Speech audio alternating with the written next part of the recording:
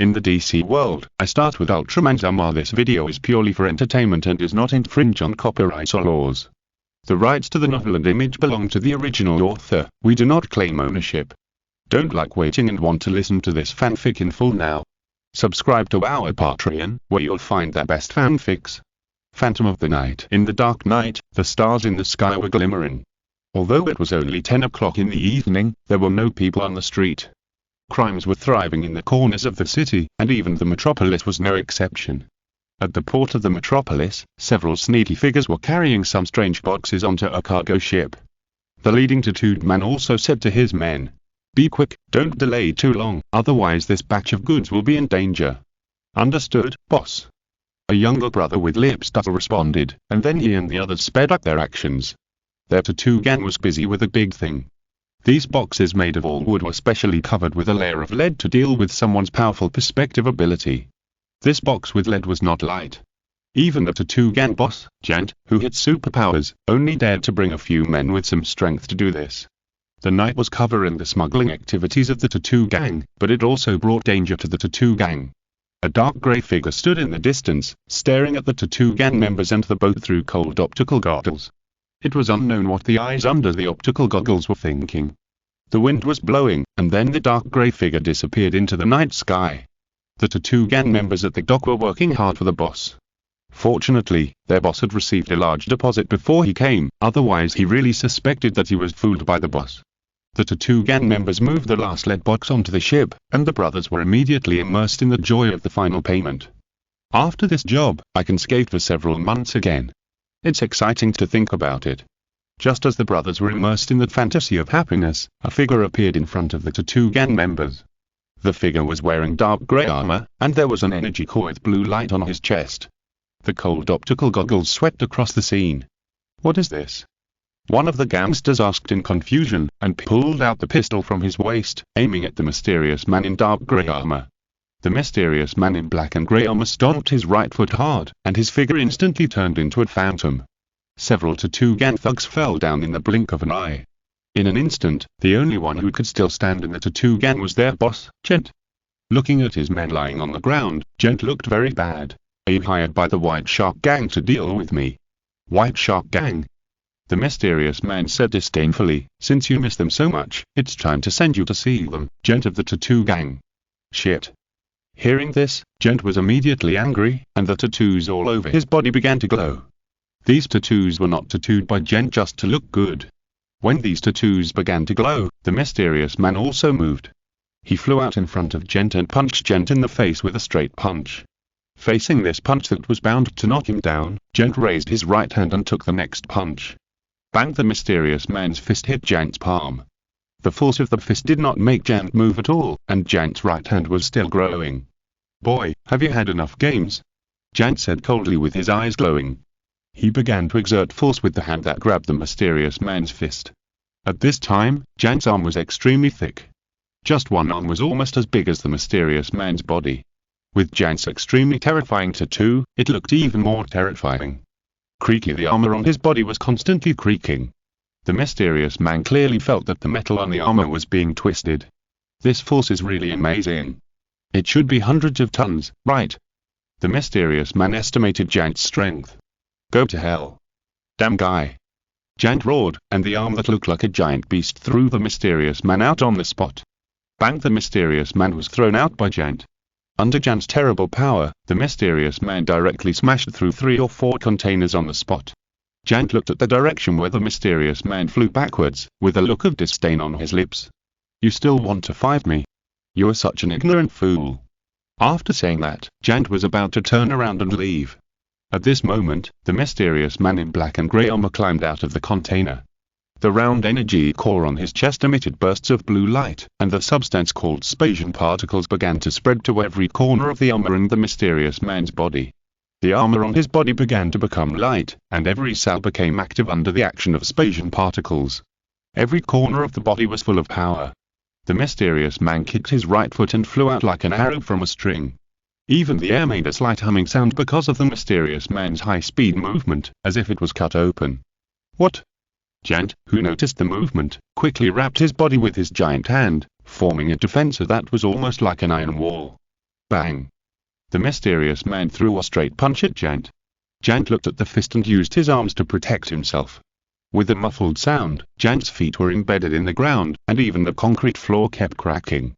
The slightly petite body compared to Jant could burst out with amazing power, and even Jant felt a pressure.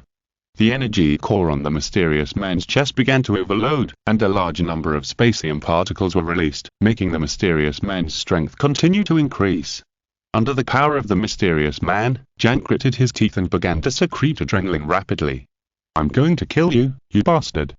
Jant roared, and the giant arm swung out violently, and the surging fist wind temporarily forced the mysterious man back. Jant couldn't maintain this superpower for long. Although he could make one of his arms exert 100 tons of force, his body was still an ordinary human. In the process of using superpowers, Jant would be under terrible pressure. Facing the surging fist wind, the mysterious man took a few steps back. He adjusted his body shape, dodged behind Jant, and hit Jant's right calf with a whip kick. Crack! With the crisp sound of bone cracking, Jant's right calf was comminuted on the spot.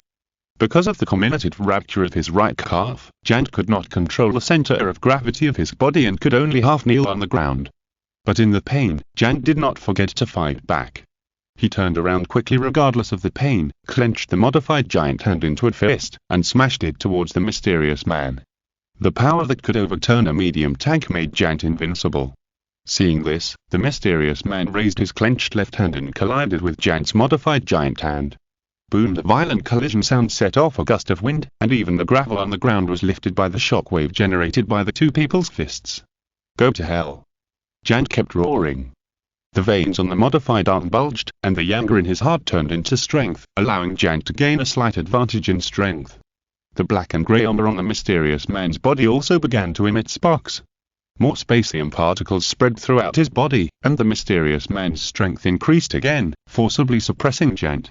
After suppressing Jant to a disadvantage, the mysterious man suddenly exerted force, and Jant flew backwards in the direction of the cargo ship. Boom! Auto armor, please collect and recommend. After a loud bang, Jant was hit and embedded in the cargo ship, and it was unknown whether he was dead or alive. After dealing with Jant, the mysterious man looked at the boxes that the Tortugan had moved to the cargo ship. He opened one of the boxes, and the first thing that caught his eye was a layer of lead used to prevent perspective, and inside were some powdered items packed in plastic bags. Seeing this, the mysterious man's eyes behind the optical eyepiece changed. Because there was a skull logo on the packaging of these powders, which was the logo of the Skull Gang. The Skull Gang is one of the largest gangs in the metropolis, and it is a gang that can still survive in the metropolis. Its strength is far stronger than that of gangs in other cities. Taking out a bottle of potion from somewhere, the mysterious man sprinkled the potion on the packages of these powders. He opened each box and poured some potion on each. Then he threw all the boxes into the sea. After doing all this, the mysterious man left the dock with satisfaction. After making sure that he was not being followed, the mysterious man in black and grey armor returned to the garage he rented. He sat down on the sofa, and the helmet covering his face retracted, revealing a young face. His thick black short hair was a little messy because of the helmet, his pure black eyes looked bright and his handsome face looked very sunny. The young man was called Jello, a time traveler and a senior high school student studying abroad in Metropolis. More than a decade ago, Jello came to this world, and the place where he came was the small town of Smallville, Kansas, the Lighthouse Country. That is where Superman grew up, and he also has adoptive parents, both of whom have the surname Kent. That's right, Jello's adoptive parents are the two who adopted Superman, and Superman is his brother. Adding some urban legends, Jello felt that he had come to the DC universe. It is now 2010. Jello speculates that in at least 2 years and at most 4 years, the Dark Monarch from the high-dimensional world will invade the Earth, and the overwhelming biological weapons will cover the sky above the Earth, making the Earth fall into an irreparable situation. Later, there will be invasions from parallel universes, multiverse-level demons who want to come to Earth to find his daughter, magic riots, invasions from old gods, a series of major events will come one after another. Fortunately, Jello himself is not an ordinary person. With the help of his cheap brother, Jello found that he could also absorb the sun to become stronger. Superman thought he had met a fellow race at first, but Jello's strength was far less powerful than Superman's, and he did not have as many superpowers. However, Jello found that he was very active in thinking and was particularly interested in machinery. At the age of 8, he could disassemble and assemble tractors with his bare hands. So his old father, Jonathan Kent, waved his hand and sold his pot to let Jello receive a better education in Metropolis since high school. In the summer vacation not long ago, Jello and his brother returned to the town of Smallville. With the help of Superman, Jello found a spaceship that could be opened by his genes under the town. According to the information in the mysterious spaceship, Jello roughly understood where his power came from. The source of Jello's power, similar to that of Kryptonians, is called Ultra Factor, which comes from a creature that Jello is very familiar with, Ultraman. But according to the intelligence system of the spaceship, there is still a part of human genes in his body, not a pure Ultraman. This puzzled Jello. How could he have Ultraman genes and appear in the DC universe? But this dangerous universe did not allow Jello to think too much. Jello, who only had the Ultra Factor, could not obtain the power of the real Ultraman in a short time. He had to rely on external forces, that is, the help of armor, to grow faster. With the help of the spaceship's intelligent brain, Jello made his first official armor, Ultra Armor Convenient Modification Type, numbered US-01Z. This armor was simply modified from the spacesuit on the spaceship, mainly used to collect data and prepare for the development of the armor later. However, my second set of armor should be completed. Jello sat on the sofa bed in the warehouse, shouting the name he gave to the spaceship's intelligent brain. In addition to the intelligent brain, Jello also named the spaceship Ultralight. Ultralight is a spaceship, but it can also hide in the ground. Jello used this ability to park Ultralight under the warehouse he rented. The Ultra Armor Enhanced type has completed the final debugging after receiving the data. Zero, do you want to come to the Ultralight to take a look? The voice of the intelligent computer Oya sounded in Zero's ears. Hearing this, Zero really couldn't suppress the joy in his heart. He said to Oya, "It's done. Let me see it quickly." After receiving Zero's order, Oya activated the spacecraft's transmission system and teleported Zero to the Ultralight hidden underground. After all, the Ultra Armor Convenient Modification type is just a prototype armor equipped with a simple spacium core. Even the helmet is just a semi-finished armor for collecting data. Sooner or later, new armor will be developed. Therefore, after collecting the data, Ultra Armor Enhanced Type B type was completely completed. The second-generation Ultra Armor designed and manufactured by the spacecraft intelligent computer with combat data provided by Zero, compared with the prototype, the Enhanced Armor B type is a leap forward. The shape and paint are from Zero's memory. The armor has a built-in transmission system, which can be used with the transmission prop Beta Magic Wand to help Zero complete his transformation. The spatium light blades on both wrists can form blue spatium light blades after activation, which are used for defense and resistance. After the light blades are released, the control unit will be exposed. When the hands are combined, spatium rays can be emitted. The palms can release circular light wheels with jagged edges. In addition, there are stealth systems and flight systems. It's like the Silver Ebb giant that descended on the Earth was scaled down. The Silver Ebb armor is very bright, which imitates the real Ultraman's armor is so beautiful. Zero couldn't help but put his hand on the storage cabin, looking at the spatium energy core that has not been activated, and couldn't come back for a long time. Zero felt that he could not control himself. The streamlined Silver Ebb armor, the cold optical eyepiece, and the ultimate industrial aesthetics. It's so handsome. Exoskeleton armor is the romance of men. The next morning, after a good night's sleep, Jello climbed out of bed, rubbed his sleepy eyes, and then got up to Washington. After washing, Jello made a simple breakfast, then put on his school bag and went out to school.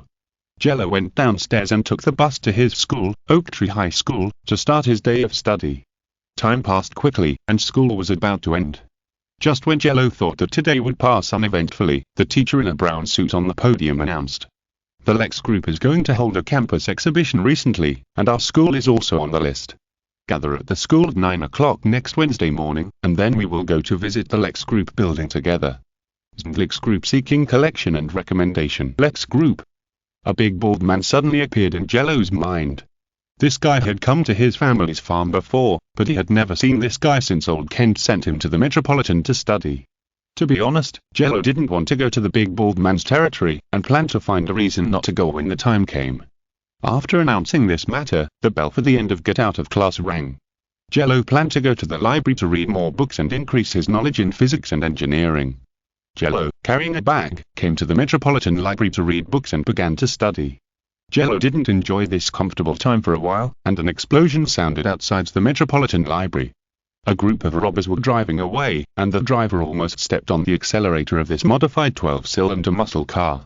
The sirens behind them kept sounding, and the police helicopter in the sky was chasing them from a high altitude. "Drive faster." The robber sitting in the co-pilot urged the driver. The driver replied impatiently, "It's already very fast. Committing crimes in Metropolis is as important as committing crimes in Gotham. As long as you have done bad things in these two cities and walked out healthy, you will be the most dazzling handsome guy in any gangster recruitment." This gang of robbers has been planning for several years. They found that during this period of time every year, Superman would leave the big city and return to his farm to help out like a rural boy during the busy farming season. This is their chance to make a name for themselves. If they miss it, they will waste another year. The police have set up a dragnet waiting for them. At this moment, right in front of them, the police have set up an interception belt and are ready to shoot at any time. "Iron Wall, it's up to you," the robber sitting in the co-pilot said to one of the two robbers sitting in the back seat. "Understood, boss." The robber code-named Iron Wall responded to the robber leader in a muffled voice, then reached out and touched the door handle. A strange force spread out, and the strength of the entire car was instantly improved by more than one level. "Wire, you come and add some flavor to these cops." The robber leader looked at another slightly thin robber and said, "Got it, boss." Wire responded with a sharp voice. After saying that, Wire put his hands on the roof of the car, and the energy in his palms continued to transfer, and finally the outer layer of the muscle car was covered with a layer of lightning. "Oh. Cool." The driver, who felt the change in the car, stepped on the accelerator suddenly, and the pointer on the dashboard exploded directly, and the deafening engine sound suddenly resounded through the sky. "Request heavy firepower support. Request heavy firepower support." Seeing that the robber's escape vehicle hit some changes, the police guarding the interception belt had to call for emergency support. But the support did not come so quickly, and the robber's desperate assault had already arrived. The reinforced muscle car broke through the interception belt on the spot, and the police who called for support were also blown away by the strong wind caused by the vehicle's driving, and even a revolving lantern of life appeared in front of them. "Are you okay?" A gentle voice came from his ear. The police officer who was knocked back looked up with his last bit of strength. The man wore a silver helmet, and the prismatic optical eyepiece was glowing. "Who are you?" the police officer asked. "Leave it to me." Wearing the ultra-armor-numbered US-02U, Jello put the police officer on the ground. The police officer who fell to the ground looked around and found that his colleagues had been rescued. He was grateful in his heart, but before he could say more, Jello turned into a red meteor and chased after him. Looking at the direction where the red meteor passed, the young police officer Vivid suddenly felt that he had a new idol. With the flight system of the armor, Jello had the ability to fly in advance. Although he could not use the extreme speed in the city, the distance between him and the four robbers was still shortening. In the modified muscle car, the driver saw Jello still chasing them through the review mirror and immediately shouted, "What the hell is this?" The robber boss in the passenger seat also saw Jello chasing them and frowned slightly. "It looks like another superpowered kid who is not afraid of death is playing house games. Ignore him and speed up." "But boss," the driver swallowed his saliva and said, "he seems to be faster than us." "What?" Before the other three robbers were surprised, Jello accelerated again, and a circle of saw-toothed light wheel appeared in the palm of his right hand. "Oh no." The driver turned the steering wheel to avoid the light wheel after seeing Jello's light wheel in his hand. Jello swung his right hand, and the light wheel flew towards the modified muscle car that was running rampant on the road. It drew a beautiful arc in the air and hit the rear wheel of the vehicle, directly cutting the entire wheel hub. Although the driver's driving caused a slight error in the accuracy, it was still a huge blow to their driving speed. "Boss, what should we do?" Iron Wall, who was ready for battle, asked their boss. The robber boss face darkened, and he put on his mask again, and said to several of his men, "Quickly deal with that guy, and then escape according to Plan B, and go to Star City to launder the money after the storm." Understood. After receiving the order, several robbers put on their masks again, ready for a fierce battle. At the same time, the speed of the vehicle was constantly decreasing. Under the control of the driver, the muscle car quickly stopped on the road. The four robbers got out of the car together, and Jello also flew in front of the four robbers. "Kill this idiot who blocked the road, and our good days will come," the robber boss shouted, and then put his hand on the modified car, not knowing what to do. Iron Wall, who was the largest in size, roared and attacked Jello, and the Thing Y raised his hand and released an electric shock attack.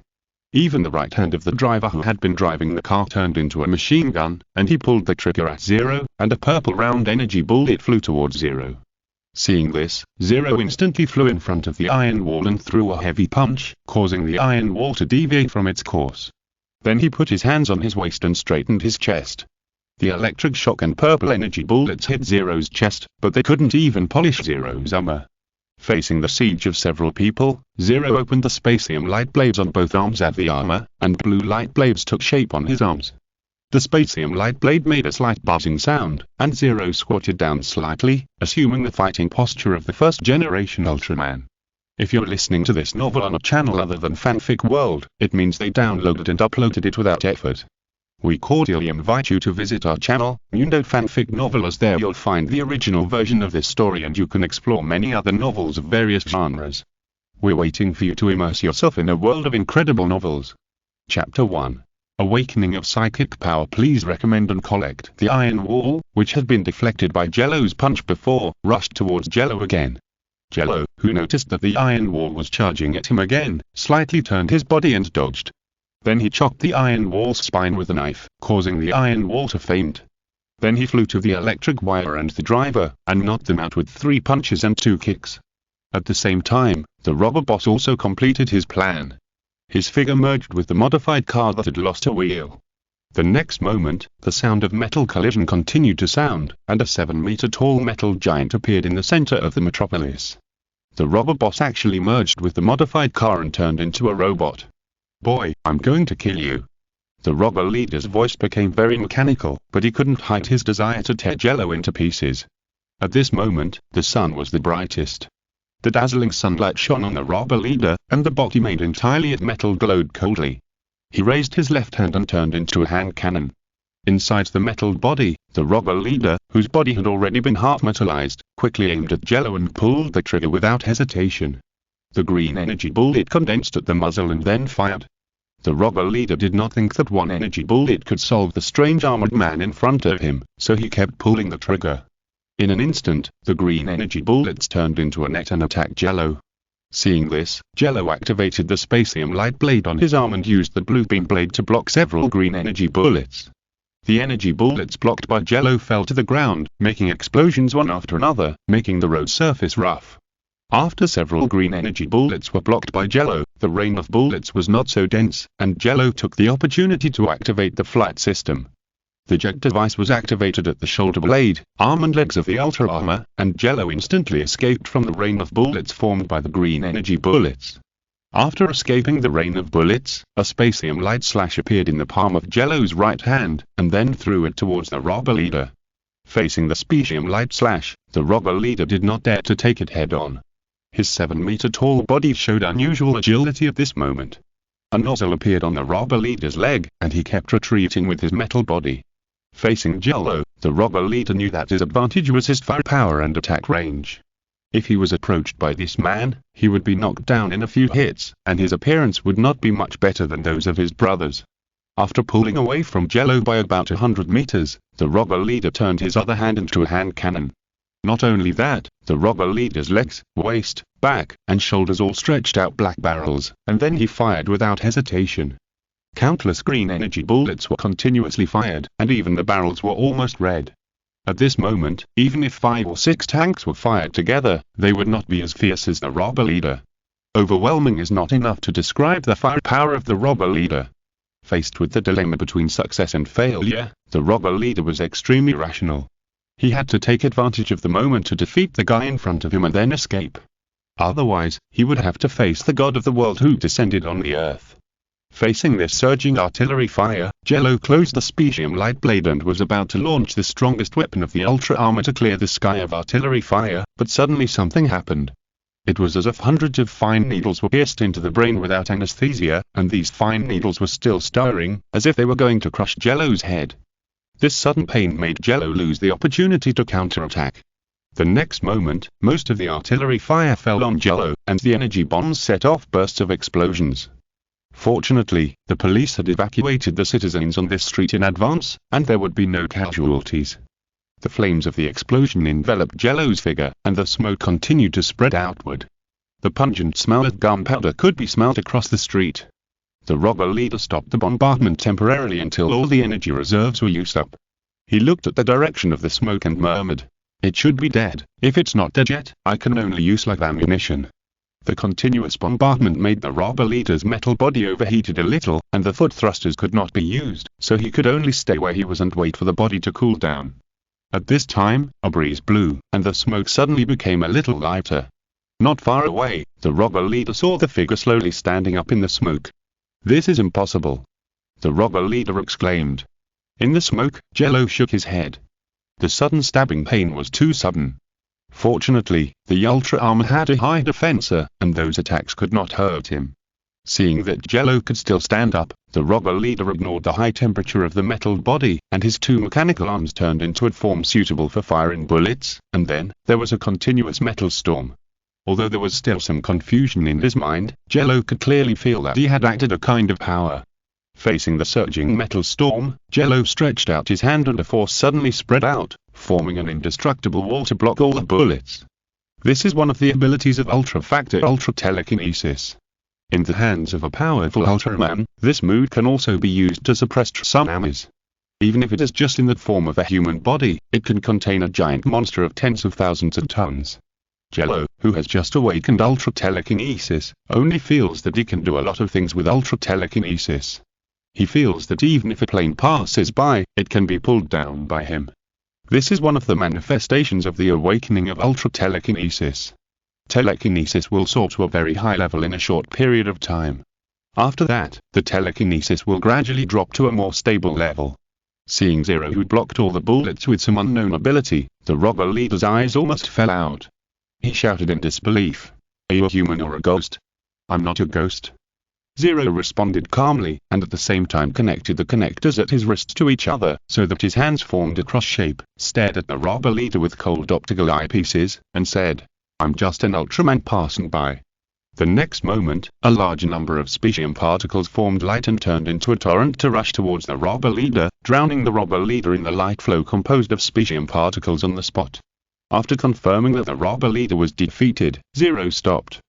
He put down his hands, and the scorching heat wave had not completely dissipated. Zero looked up and saw a helicopter with a glow logo on it. He knew that he was going to be on TV.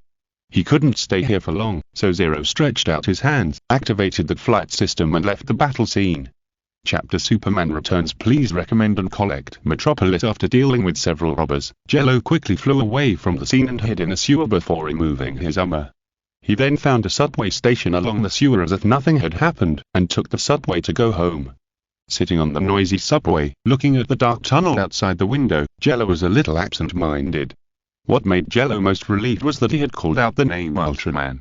He was really worried that if he didn't call out the name Ultraman, the damn Lighthouse media would give him some messy nicknames.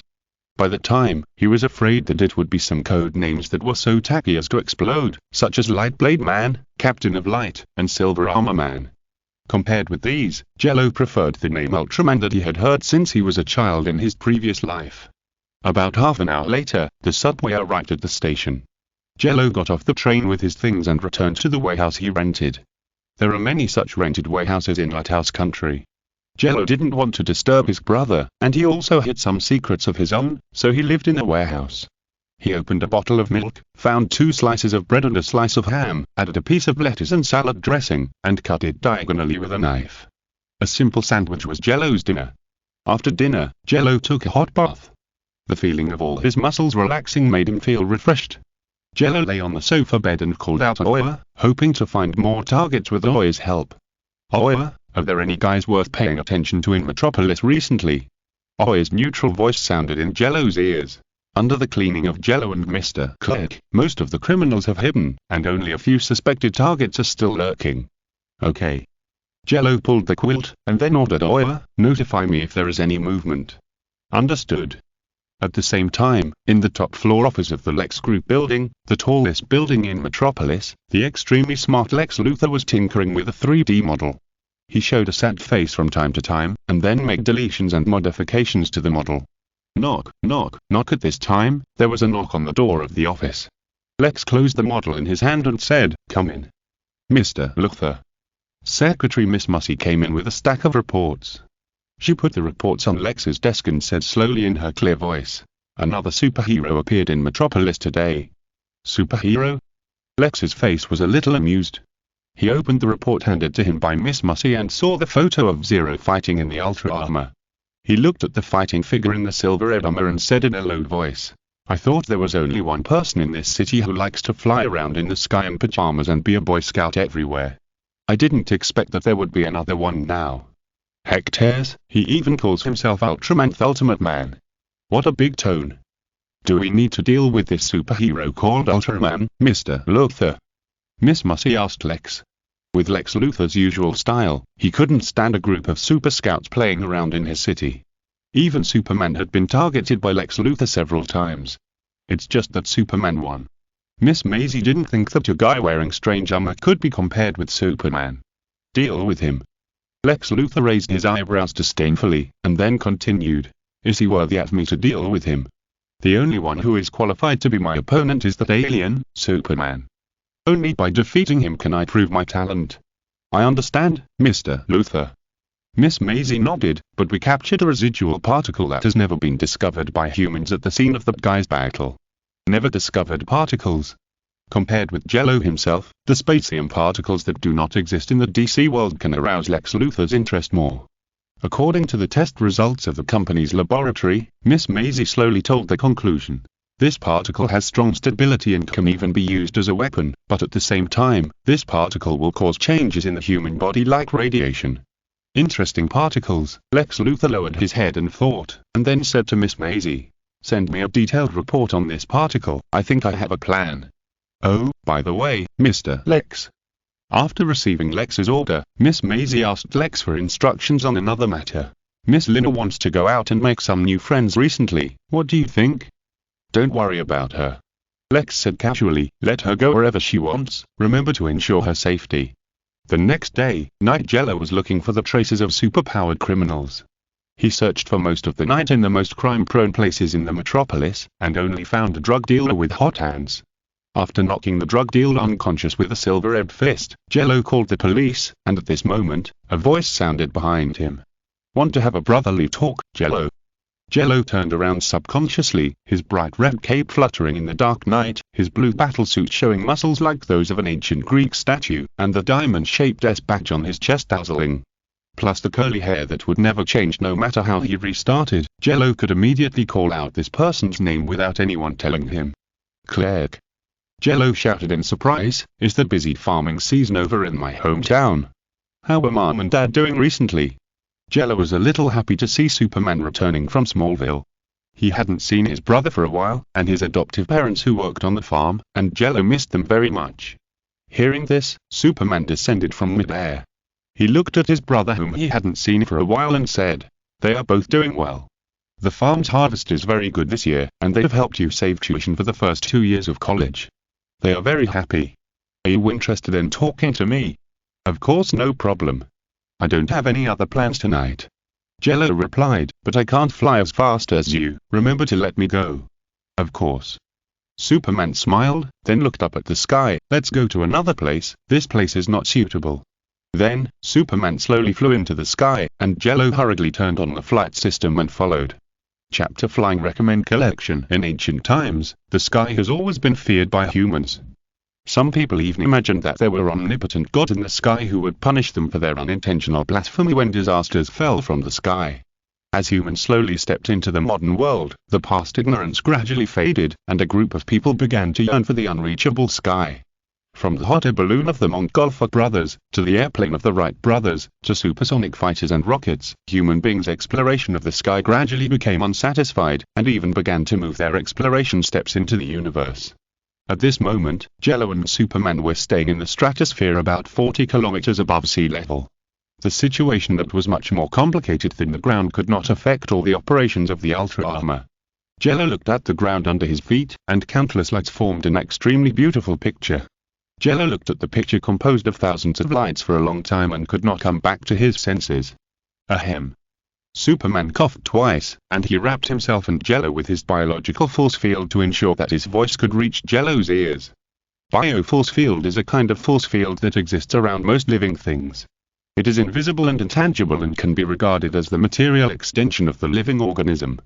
The ultra-telekinesis awakened by Zero can also be regarded as a special bioforce field. After absorbing decades of sunlight, Superman's body has become extremely powerful, and the extended bioforce field can help him catch the plane, so as to ensure that the plane will not be cut off by Superman. Superman looked at Zero calmly and asked, "After experiencing all this time of chivalry, you should have some other opinions now, right? Do you want to tell me?" Zero looked at the lights of thousands of houses under his feet, and then looked at Superman. His mind was full of his experiences during this period, so he said to Superman, "I don't know." "You don't know?" Superman looked at Jello without any surprise, with a gentle smile on his face, and said, "Oh, you haven't thought it through yet. I was also so confused when I first discovered my ability, and even some lives died because of me. At the time, my heart was filled with sadness. I even thought that if I hadn't come to this planet, those lives would not have died." Regarding what Superman said, Jello remembered that at the beginning he just wanted to understand his life experience more, and to become an aircraft designer while protecting himself, flying in the sky and even the universe with the aircraft he designed. Then, after becoming successful, he wanted to let the Kent couple who raised him live a good life. As for protecting the world, Jello didn't think it was something he should consider now. But now, Jello did unconsciously consider more things, at least to make some contribution to his peaceful life to the extent of his ability. Jello opened his mouth, but Superman asked him a question first.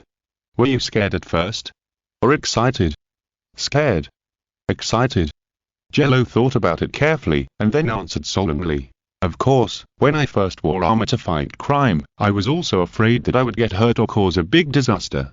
Superman nodded and said, "Not long ago, I could still play and fight with my classmates, but suddenly one day I found that I had magical powers and lived a life that ordinary people could not imagine.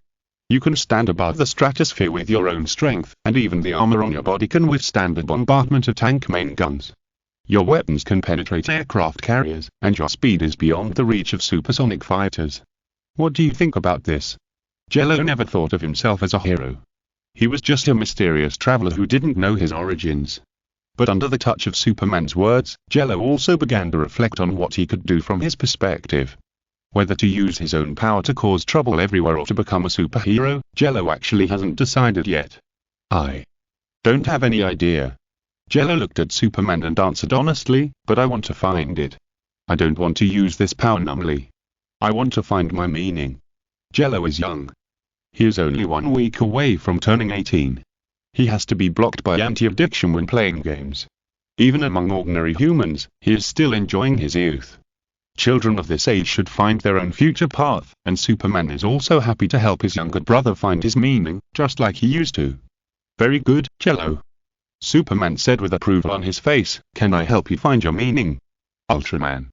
"I'm happy to," Jello responded. Superman said to him, "Then come with me to the North Pole. I'll help you test how strong your power is and give you some gifts by the way." "Okay." Jello was very happy to go with Superman. At this time, he even started to talk to Superman. "But I'm not as strong as you say. You know exactly how strong I am. Ha ha ha, everyone has weak times. I've been there before." At the same time, in the Star Lab branch of Metropolis, a man wrapped in a coat just left the door of the lab. With occasional coughs, he slowly walked into the darkness and came to the alleyway he and a gang had agreed to meet. "I came as agreed." He suppressed the pain in his body and shouted into the darkness. ... No one responded to him in the darkness, and when he felt lost, a baseball bat hit the back of his head. The man fell in the alley, and several thugs wearing skull t-shirts appeared. They carried the man on their backs and carried him all the way to a place in the sewers of Metropolis. Due to the superhuman power, the criminals in Metropolis are either hiding in the sewers or in the places where Brother and I gathers. In a coma, the man vaguely felt that he was tied to something. He slowly opened his eyes, and there was still a slight pain in the back of his head. The man looked around. There was no other decoration except for the chandelier above his head. He tried to move twice, but found himself tied to a plastic chair. Just as the man was about to shout, a figure walked out of the darkness. A white man with grey hair came out with a voluptuous woman and an old man in a white coat. He looked at the man tied to the chair and said politely, "Dr. Albert Michaels, I apologize for the rudeness of my men. My name is Simon Pons, and I am here to help you. Skull Gang signed, please recommend and collect. Some people are born different from others, and so is Albert Michaels. He was born with intelligence far superior to others, which allowed him to easily enter university. After graduating from university, he joined the Metropolitan branch of Star Labs, which is known as the best laboratory in the entire Lighthouse country.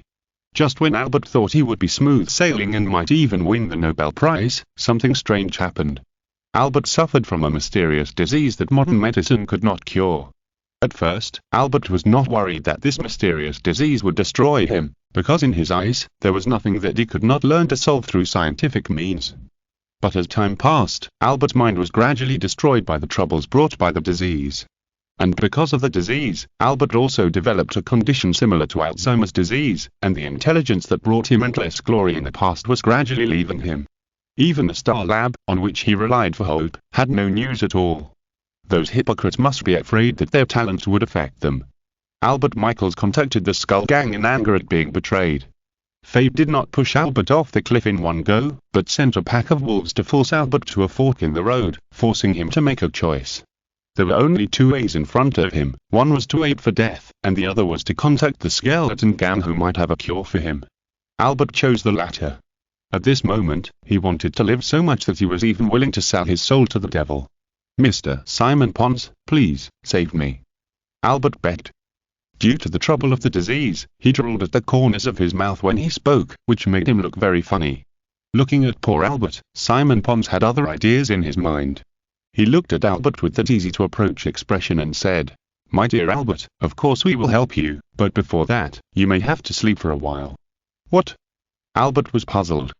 However, before he could react, the charming woman Alice Damaris in a red dress gave Albert a special tranquilizer. This special tranquilizer can ensure that Albert's body cannot move, but it can keep Albert conscious during the operation.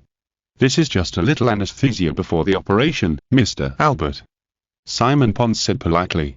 Looking at Albert with a demented face, Simon Pons waved his hand, and several younger brothers came in with an operating table. They untied Albert, put him on the operating table, and then tied heavy shackles on his hands, feet and waist. These shackles are extremely hard. Even if an ordinary cutting machine cuts for a whole day, it can only cut out a little insignificant sparks. "Next, it's up to you, Dr. Cheston." Simon Pons looked at the hunched old man beside him and said. The hunched Dr. Cheston rubbed his palms, as if he was looking forward to what he would do to Albert next, and laughed sharply. "Understood, Mr. Simon, I will take good care of our guests." After that, Dr. Cheston and several Skeleton Gang brothers who pushed the operating table left the room. Only they themselves knew where they were going to send Albert. But poor Albert didn't know what he was regarded as by these dirty gang members, and he was still waiting for recovery with hope. Looking at the people going away, the charming woman Alice Damaris took out a lady's cigarette and lit it for herself. The curling green smoke slowly rose in the dim room. She looked at Albert's figure being pushed away, and asked Simon Pons playfully, "How were you going to transform him this time? Such good material can't be wasted." "Of course not." Simon Pons smiled slightly. "This guy has good potential. He won't be like the previous few wastes who only attract Superman's attention. He can bring me different surprises. Then I'll wait and see." Alice exhaled a puff of green smoke, and then twisted her charming figure and left the room. The Arctic. There is a snowfield deep in this polar region, and the endless blizzards have blocked most of the guests who want to invade it. In this snowfield, there is such a building that does not belong to the Earth. The gorgeous prismatic crystals interweave to form a pyramid-like structure. The starlight from the North Pole shines on this building, making it look so beautiful. This is Superman's base on Earth, the Fortress of Solitude, which was built by Superman using the legacy left by Krypton. The key to the Fortress of Solitude is placed at the gate. If you have more than 500,000 tons of strength, you can also treat this place as your home. When you open the gate, the first thing that comes into view is two large statues, which are the statues of Superman's biological parents, Jor-El and Lara Lorvan. In the laboratory of the Fortress of Solitude, Superman is helping Jor-El test his upper limit. Your maximum strength when wearing armor is about 1,150 tons, and your maximum speed exceeds the speed of sound. And the weapon you call Spicium Ray can also penetrate an aircraft carrier head-on, and its tolerance is also very high. It can't be burned through without a high temperature of several thousand degrees. Looking at the data fed back in Kryptonian text on the supercomputer, Superman told Jello all of it. Listening to Superman's narration, Jello probably had an understanding of his own strength. I still have a long way to go, Jello thought silently, and then suggested. Then let's test my upper limit when I'm not wearing armor. Okay, just repeat the previous process, Jello. Get ready, it's about to start. After taking off the armor and putting it aside, Jello walked to their strength tester, accumulated enough strength, and then punched hard. 230 tons, about 1/5 of your strength when you're wearing armor. Next is speed. Jello came to the speed tester again. The tester generated a special force field to wrap him up, and then Jello ran at full speed. From the perspective of ordinary people, only a series of after images can be seen. After Zero ran at full speed for 5 minutes, Superman turned off the speed tester and said to Zero, "Your speed is much stronger than your strength. 0.5 Mach is considered subsonic." Zero got off the speed tester, sweating profusely. He took a breath, looked at Superman and said, "But compared to you, I'm still too weak." The Skrull Gang was Superman's early villain, not very well known, just right to be the protagonist's early enemy, Zinkaboran's little follower. Simon looking for collection and recommendation. Arctic Fortress of Solitude. Looking at this modest brother in front of him, Superman laughed and patted Jello's shoulder, comforting his young heart. "You are still young. According to the calculation of the Earth, you are not even an adult. I guess even according to the calculation of your home planet, you should still be a child, right?" Jello was a little speechless for a while. Superman regarded Jello as his brother. They had similar experiences. They both landed in Smallville with a spaceship and were adopted by the Kent couple. Therefore, Superman has always been optimistic about this brother who is not related by blood. "You are still young, you have great potential." Superman comforted Jello. The Ultra Factor will bring Jello great potential, but that requires Jello's own development. After hearing Superman's words, Jello's mind emerged a figure who grew up in blood and fire. Maybe he could also grow up through hard training. Thinking of this, Jello asked Superman, "Clerk, do you have a prod that can?" "You mean the prods used to apply gravity to yourself?" Superman guessed what Jello was going to say without Jello finishing his words. He turned around and hooked his finger to signal Jello to follow him. Seeing this, Jello hurriedly followed Superman. Superman took Jello to his showroom, where some items that were very memorable to Superman were placed. These items were not necessarily alien high-tech, but also some ordinary Earth products. Among the exhibits, Superman found a display cabinet with a mechanical watch. He opened the display cabinet and took out the watch. This is a gravity watch, which can apply gravity to the wearer. Even you will become an ordinary person after wearing this watch. Superman introduced slowly, and then he handed the watch to Jello. As soon as Jello put the watch on his left wrist, this seemingly ordinary mechanical watch was automatically put on and kept at a tightness that was most comfortable for Jello, and then a holographic interface popped up. This interface is easy to operate, with a simple arrow but number plus and minus signs on both sides, and a reset button. Jello tried to press the plus sign, and Jello immediately felt that the gravity on his body was different. Then he pressed a few more times. Jello stopped until he felt that he was almost the same as before turning on the system. This way, even if you go to an ordinary gym, you can sweat a lot, right? Jello said as he looked at the gravity watch. "Ha, of course." Superman said to Jello with a smile, "I also wore this to join the school team at first, but later I didn't use it. Now I give it to you. Thank you for your gift, I like it very much." Jello thanked. "It's nothing." Superman waved his hand to signal Jello not to care so much, and then took out something like a glasses box from somewhere. "I originally wanted to give you this as a birthday gift, but it's okay to give it to you in advance now." "What is this?" Jello vaguely guessed what it was, so he reached out and took the box. "Open it and take a look." Under Superman's gaze, Jello opened the box, and a pair of glasses appeared in front of Jello. Usually, as a reporter, Clark Kent would wear a pair of glasses to hide his identity. This pair of glasses is Kryptonian technology, which can emit special electromagnetic waves to affect other people's cognition, thereby separating Clark Kent and Superman. These glasses can help you hide your identity. You are still young and easily excited. Hiding your identity is very important to you. Superman stood from the perspective of a brother and said to Jello earnestly, "I also specially designed this pair of glasses to be a younger style. How about it, do you like it? This gift is simply great." Jello replied excitedly. "Ha ha ha." Superman laughed happily. This pair of glasses also has a built-in call function. If you encounter danger, you can notify me at any time. The two gifts you gave me are really great, Clark. Jello jumped up happily. Although Superman and the Kents are not his real relatives, they always do their best to bring Jello family warmth. Jello thinks this is the biggest gain in his life in the past 10 years. Okay, I'll take you back first. Superman interrupted Jello, you should have class tomorrow morning, right? 5 days later, Metropolis. With the gravity watch given by Superman, Jello can use exercise equipment to exercise in a high-gravity environment. In the training room of Ultralight, Jello, who had just finished class, was doing bench presses with headphones on. The high gravity exerted on him by the gravity watch made him sweat profusely. But even with the gravity watch, Jello's physical strength is very good. After 4 hours of high-intensity exercise, Jello washed himself in the shower and left the training room. With Superman's guidance, Jello successfully solved several superpower criminals after solving the robbers and drug dealers. Jello's third set of Ultra armor is about to be completed. Jello is holding an ultra-thin tablet computer in his warehouse. On the computer screen is some knowledge related to science. He will definitely take the path of science in the future, so he has to prepare for the future now. The current portable smart items are not so thin, but Jello still has Ultralight and Anoia. He found this tablet computer on Ultralight. In order to enrich himself, Jello forced himself madly. Just when Jello was about to drink a cup of coffee, a message from Superman suddenly came on his glasses.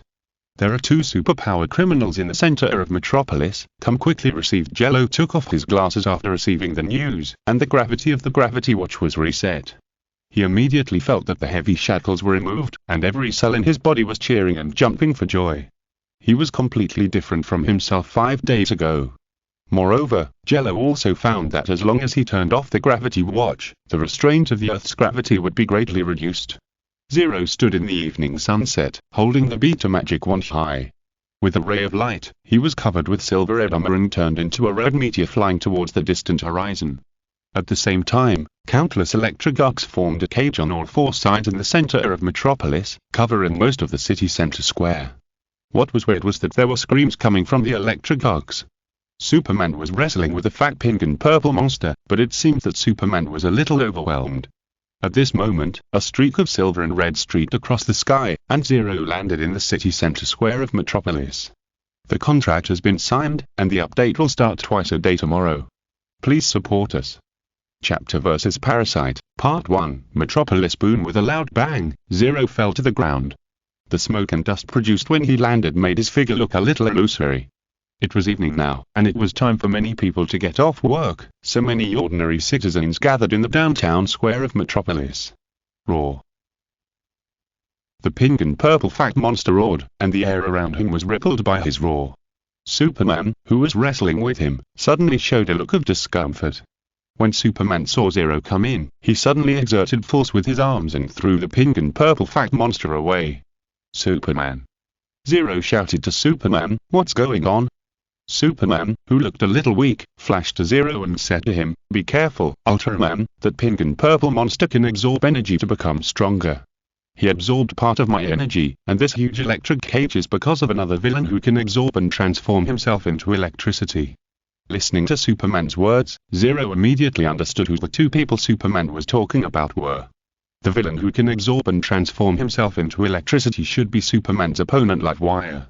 His ability is similar to that of the electric man next door, and he is also afraid of water.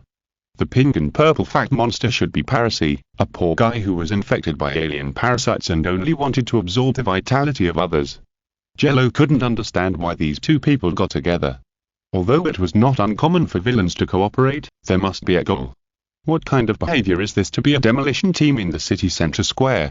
Jello couldn't figure it out, but the primary goal now is to defeat these 2 guys. I want energy. Unprecedented energy. When Superman explained the situation to Jello, Parasite also stood up again. His twisted figure made people feel scared. In the eyes of Parasite, Superman is the sun, and Jello is a satellite around the sun. With his thinking mode, after seeing these 2 people, the only word in his head is energy. Every step taken by Parasite, the earth will tremble. This guy should absorb energy by contacting the skin. Just leave this big monster to me, Superman. Jello stood in front of Superman. The optical goggles in front of him showed some data of the parasite demon. The jet port on the shoulder blade behind him was already open. After hearing Jello's words, Superman nodded. "Then I will go to meet the one who can discharge electricity. You should be careful over there. Give me energy." The parasite demon rushed up while screaming. The saliva hanging from the corners of its mouth was enough to make a person unable to eat for 2 or 3 days. Seeing this, Jello flew forward and hit the parasite demon in the face with a heavy punch that was enough to smash through a super heavy tank. The huge force twisted the parasite demon's face. "Calm down." With Jello's battle cry, the parasite demon staggered back 2 steps, but it was only 2 steps. But the next second, with a twitch on the parasite demon's face, the parasite demon returned to its original state. The greedy eyes stared at Zero, and the arm made of a lot of muscles stretched out towards Zero, as if to grab Zero in the palm of his hand. It seems that this guy has absorbed a lot of energy from Superman. Zero silently estimated the energy absorbed by the parasite demon. The power of the parasite demon is directly linked to the energy he absorbs, and Zero is very clear about this. Buzz the specium light blades on both arms opened, and a faint blue light appeared, which instantly increased Zero's speed. Then, Zero dodged the giant hand of the parasite demon by turning sideways. He quickly condensed a specium light slash and threw it at the parasite demon. Dang, the specium light slash made a crisp sound on the pink and purple skin of the parasite demon, and then it was bounced off. Zero quickly activated Ultraman's telekinesis to control the movement trajectory of the specium light slash and returned it to his hand. Even the specium light slash can't cut through his skin. Looking at the specium light slash in his hand that couldn't even cut through the parasite demon's skin, Jello felt a bit of a dilemma, but he was not without a solution. The parasite demon's energy consumption rate was very fast, and Jello was confident that he could fight him for a whole day. Slightly increasing the energy at the specium light slash, Jello threw the specium light slash at the parasite demon again. The specium light slash, which was almost as tall as Jello himself, flew towards the parasite demon. Seeing this, the parasite demon simply crossed his hands for defense. The specium light slash, which increased its energy output, created a large number of sparks on the parasite demon's hands, and gradually embedded into the parasite demon's pink and purple skin. Ah! The parasite demon let out a sad roar. On the wound cut by the specium light slash, the energy absorbed by the parasite demon from Superman was constantly turning into golden photons and disappearing into the air. This made the parasite very angry. Its flesh-like body rushed towards Zero, as if it wanted to crush Zero. Its hands, which were full of twisted nerves, clenched into fists, and energy was continuously transferred into its arms, and then it slammed down on Zero. Seeing this, Zero also punched back. Their fists collided, and violent shockwaves spread out from the two of them. The ground under their feet kept cracking, and Zero himself was sinking because of the parasite's strange power. What a great force! It seems that I can only use that. Zero gritted his teeth, and the spacium energy core on his chest glowed with dazzling blue light, and he roared out the command. Limiter lifted. After receiving the command, the Ultra armor instantly lifted the restriction on its performance, and the color of the spacium energy core on his chest changed from blue to red, and even the optical eyepiece turned red. A large number of spacium particles spread to Zero's body, greatly improving the function of him and the armor. The jet device behind him started, pushing Zero to gain an advantage in the power duel.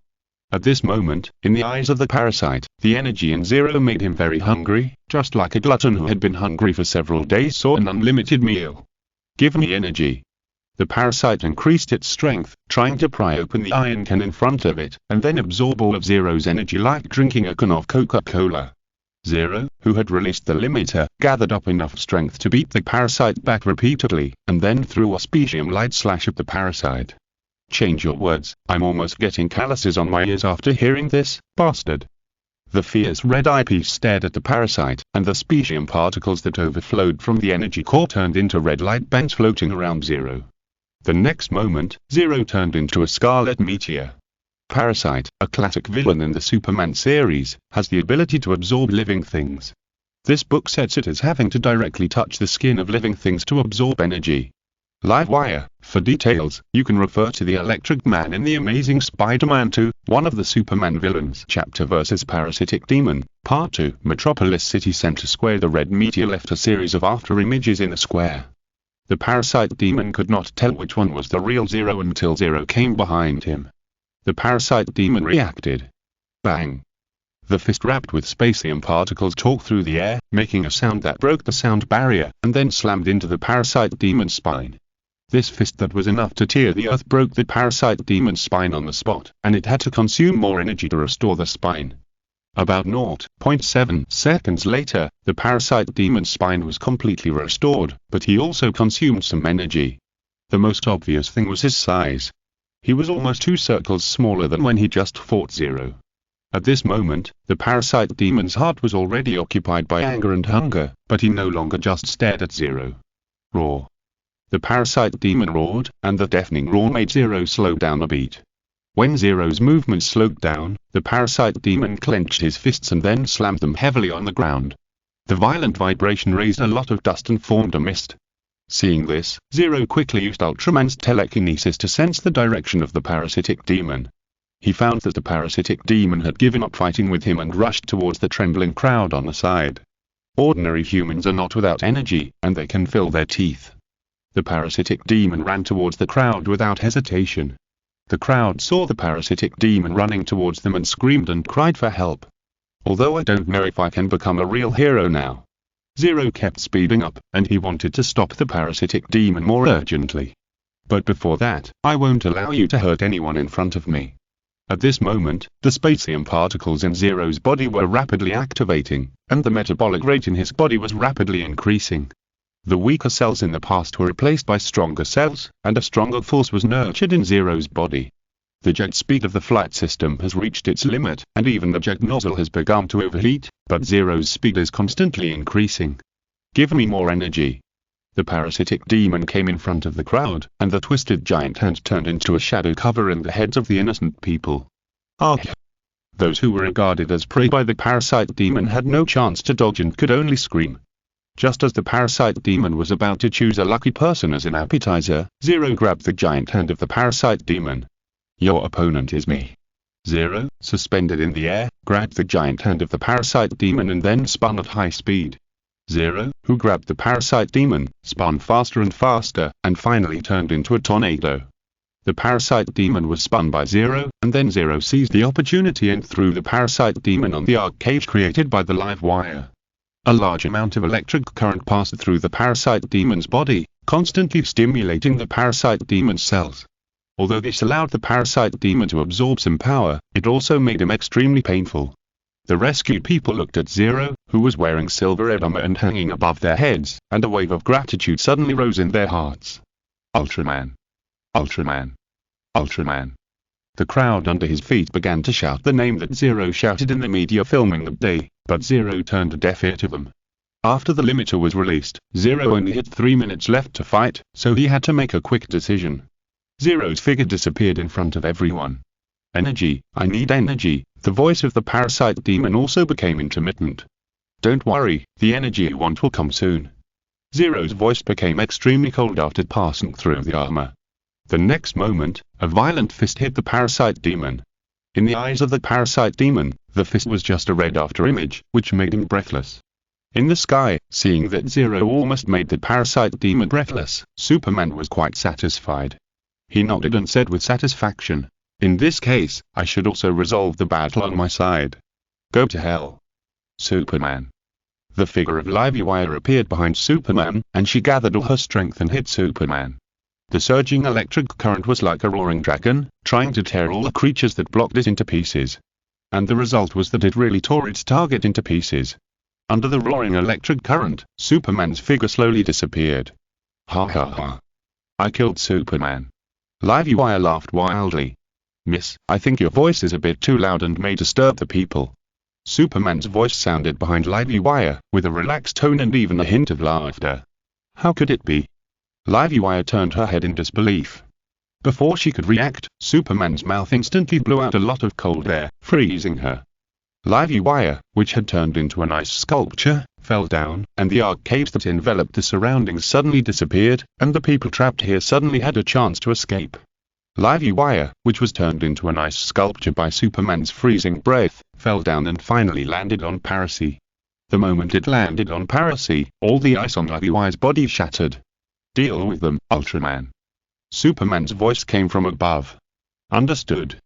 Zero responded to Superman while crossing his hands, connecting the controllers to each other, and a large number of spacium particles rushed into his hands. The desire to survive in her heart urged Livewire to avoid it. She glanced at the parasitic demon beside her and hid behind it in an instant. The next moment, the specium beam composed of a huge amount of specium particles shot out from Jello's hand, drowning the figure of the parasitic demon on the spot. "Ah!" Jello screamed. The figure of the parasitic demon was still struggling in the specium beam. He had to exert a stronger force to completely defeat the parasitic demon. Livewire, hiding behind that parasitic demon, watched the parasitic demon twitching constantly, and she was frightened. She manipulated the last electric current to form a protective shield around herself. The next moment, Jello's specium beam completely knocked down the parasitic demon, and the specium beam directly hit the protective shield of Livewire. But in just 2 seconds, the protective shield of Livewire was blown up, and Livewire fainted in the first second of contact with the specium beam. Ha ha ha ha ha. Zero gasped. The specium energy core on his chest had dimmed, and the armor on his body had no energy. Defeating the parasite consumed all of Zero's energy, and Livewire also saved his life. After being defeated by Zero, the parasite turned into a skinny courier, and Livewire also fell to the ground, with a very weak breath of life. "You did a good job, Ultraman." Superman came to Zero and asked, "Do you still have strength?" "A little bit," Zero said with all his strength, "but I feel that this matter is not as simple as it seems. I'll take you flying." Superman wrapped Zero with a biological force field, and he took Zero into the sky and disappeared from the sight of all living beings. If you're listening to this novel on a channel other than Fanfic World, it means they downloaded and uploaded it without effort. We cordially invite you to visit our channel, Mundo Fanfic Novel, as there you'll find the original version of this story and you can explore many other novels of various genres. We're waiting for you to immerse yourself in a world of incredible novels. Cell activation. Arctic Fortress of Solitude. In Superman's Fortress of Solitude, Zero took off his ultra armor, changed into home clothes, sat on a chair, stuffed fries in his mouth, and looked very leisurely. Above his head was a Kryptonian drone that could emit energy similar to sunlight to replenish his energy. After the battle with the parasite, the activation of the Ultra factor in Zero's body reached a higher level, and his body functions became stronger. Now Zero can fly freely even without armor. Those abilities belonging to Ultraman are gradually awakening in Zero's body. Nowadays, Zero even produces spacium particles in his body. Even if the energy core of the armor consumes all the energy, Zero can fight with the spacium particles produced in his body. Zero can even fight in armor without energy, because he can now generate energy by himself. Your body should be almost recovered, right? Superman came over with a prismatic crystal in his hand. He looked at Jello and said with satisfaction, "You did a good job just now, Jello." Hearing this, Jello scratched his head a little embarrassedly and responded, "Nothing, I just did what I should do and punished the guy by the way. It's good that you can do this. I may not have done as well as you at the beginning," Superman said modestly, and then handed the crystal in his hand to Jello and made a joke. "Take a look at your medical record." Jello took the crystal from Superman's hand, and with a faint light, a holographic image of himself appeared in front of Jello. There were also some data attached to the surrounding of this holographic image, and even Jello's physical data from the past few days were attached for comparison. After reading all the data, Jello was a little happy, and his eyebrows were raised happily. "I'm at least 37% stronger than 5 days ago. Your current situation is similar to my initial situation." Superman looked at the data calmly. "You have also absorbed a lot of solar energy in the past 10 years on Earth. This energy has not disappeared. It is all hidden in your cells. When you start to consciously use your strength, the energy in your body will begin to strengthen you. In other words, as long as I do something that can activate cells, I will become stronger." Jello stretched and said to Superman. "Now even the multiples of the gravity watch must continue to increase. Jello can continue to exercise. Moreover, Jello feels that even if he works hard in the gym with the gravity watch, he needs to work for several more hours to see the effect. Almost, but sometimes you'd better restrain yourself, otherwise the instantaneous burst will hurt yourself," Superman reminded earnestly. "I know, brother. By the way, are you in a relationship recently? Sometimes when I call you, the line is busy." Jello smiled and a playful expression suddenly appeared on his face. Where is it?" Superman's face suddenly turned red, and the atmosphere on the field suddenly became a little more obvious. Jello looked at Superman jokingly. He knew that Jello Kent, a young man who came out of a small-town farm, was destined to meet his lifelong love Lois Lane. Maybe he could even be an uncle by then. I'll go back to Metropolis first. There's something wrong with the armor. I have to ask Oya to help me debug it. Seeing that his brother was so shy, Jello didn't want to continue to talk to him. He jumped off the chair and prepared to leave the Fortress of Solitude. Since Oya woke up after Jello entered the ultralight, and Oya had been offline before, Oya has not yet fully developed all the functions of the ultralight. I'll take you. Superman calmed down. Be careful when you return to Metropolis. I recently noticed traces of radioactivity in some places in Metropolis. There are actually people doing radioactive experiments in the city. Jello couldn't believe that this was something a normal human would do, but he still responded to Superman seriously. I'll pay attention to this matter. Oh, by the way, Clark, what happened today is definitely not accidental. Those two guys must have been controlled by someone, so they attacked the central square of Metropolis.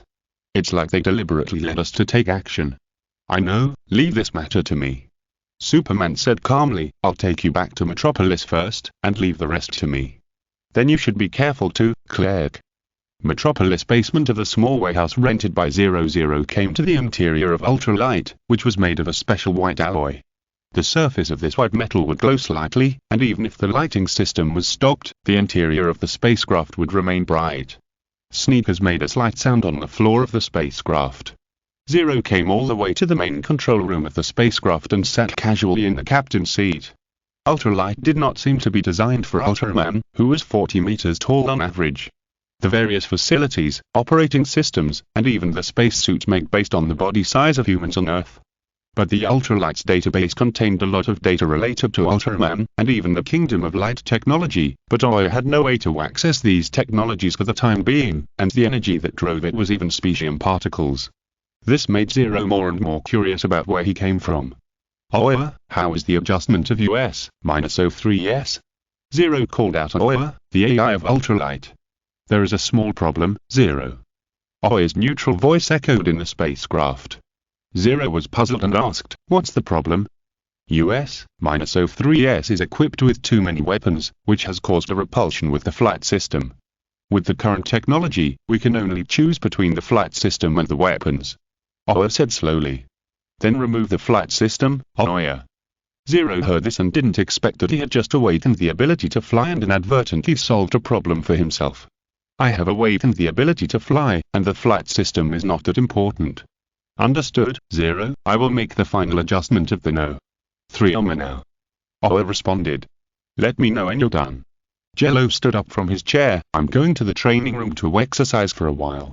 Got it, I'll open the training room for you right away. After Oya opened the training room, Jello left the main control room and went to the training room. As soon as he entered the training room, Jello saw a variety of equipment, each of which could help him challenge the limits of his body's functions. After the Ultra Factor became more active, Jello's training had to be more intense. Jello had already turned down the school's visit to Lex Group tomorrow, so he didn't have to worry about missing out on something if he left too late. Zinglina Luther Metropolis. The sun was bright on Monday, which made Jello feel happy. He even hummed a little song when he went to school. Jello had a great weekend.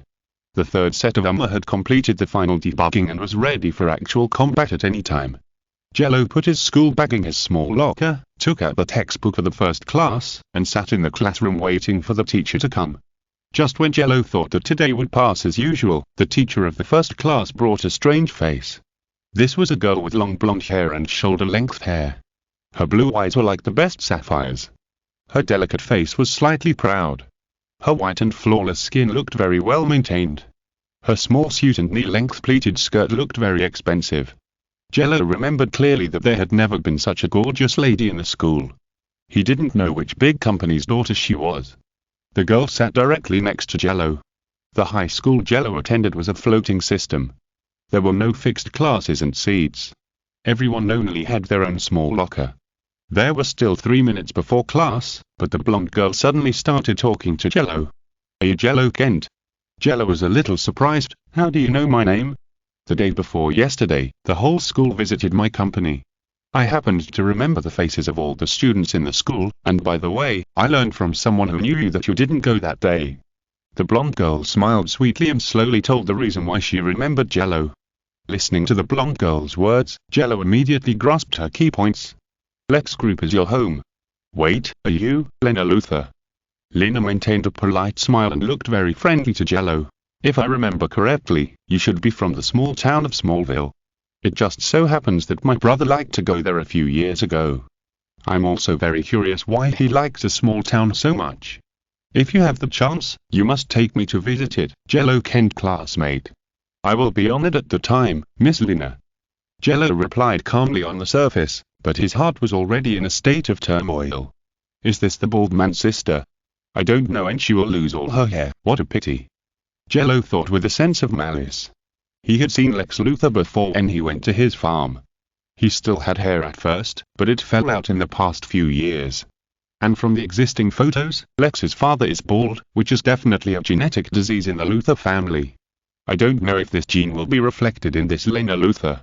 Ding-ling-ling, the ringing of the school bell interrupted the conversation between the two and officially announced the start of the whole day's classes. After a long but not boring class, it was 3 o'clock in the afternoon. Jello had just put on his headphones and hadn't taken out his Walkman to choose a single song to play on repeat today, when Lena Luthor's voice suddenly called Jello. This young and beautiful girl who made all the girls in the school pale in comparison stood at the school gate and called out to Jello. Jello Kent. What's wrong? Jello didn't really want to have anything to do with this Luthor girl. The relationship of the Luthor family is too complicated, and the overall bloodiness may be comparable to Thunderstorm. At this time, a stretched luxury car stopped at the school gate. The driver in the car opened the door for Lena. Lena also said to Jello at this time, if you have a chance, play a game of chess with me. I heard that your skills are very good. If there is a chance, I will. Jello answered Lena calmly. That would be the best, of course. Lena got on her family's car. After Lena got on the car, the driver also returned to the driving seat. Then, the car engine started and drove away with Lena. Looking at the car going away, Jello was only irritable in his heart. Going to that visit might attract the attention of the big bald head, so Jello didn't go, but Jello didn't expect that even if he didn't go, he would actually attract the attention of a bald man who was not bald yet. I don't know whether it is good or bad. Jello, who was a little impetuous in his heart, planned to return to the ultralight to divert his attention through exercise, and then go to the Metropolis to test the power of the new armor in the evening. Metropolis. The luxury car drove Lena to the outskirts of Metropolis and finally stopped at the gate of a manor. The towering iron gate slowly opened, and the luxury car drove on the gravel road. There were all kinds of precious flowers and plants on the roadside, which made people feel relaxed and happy. The car stopped in front of the mansion covering an area of more than 600 square meters. Lena got out of the car with her bag and walked into this quaint but also very depressing mansion.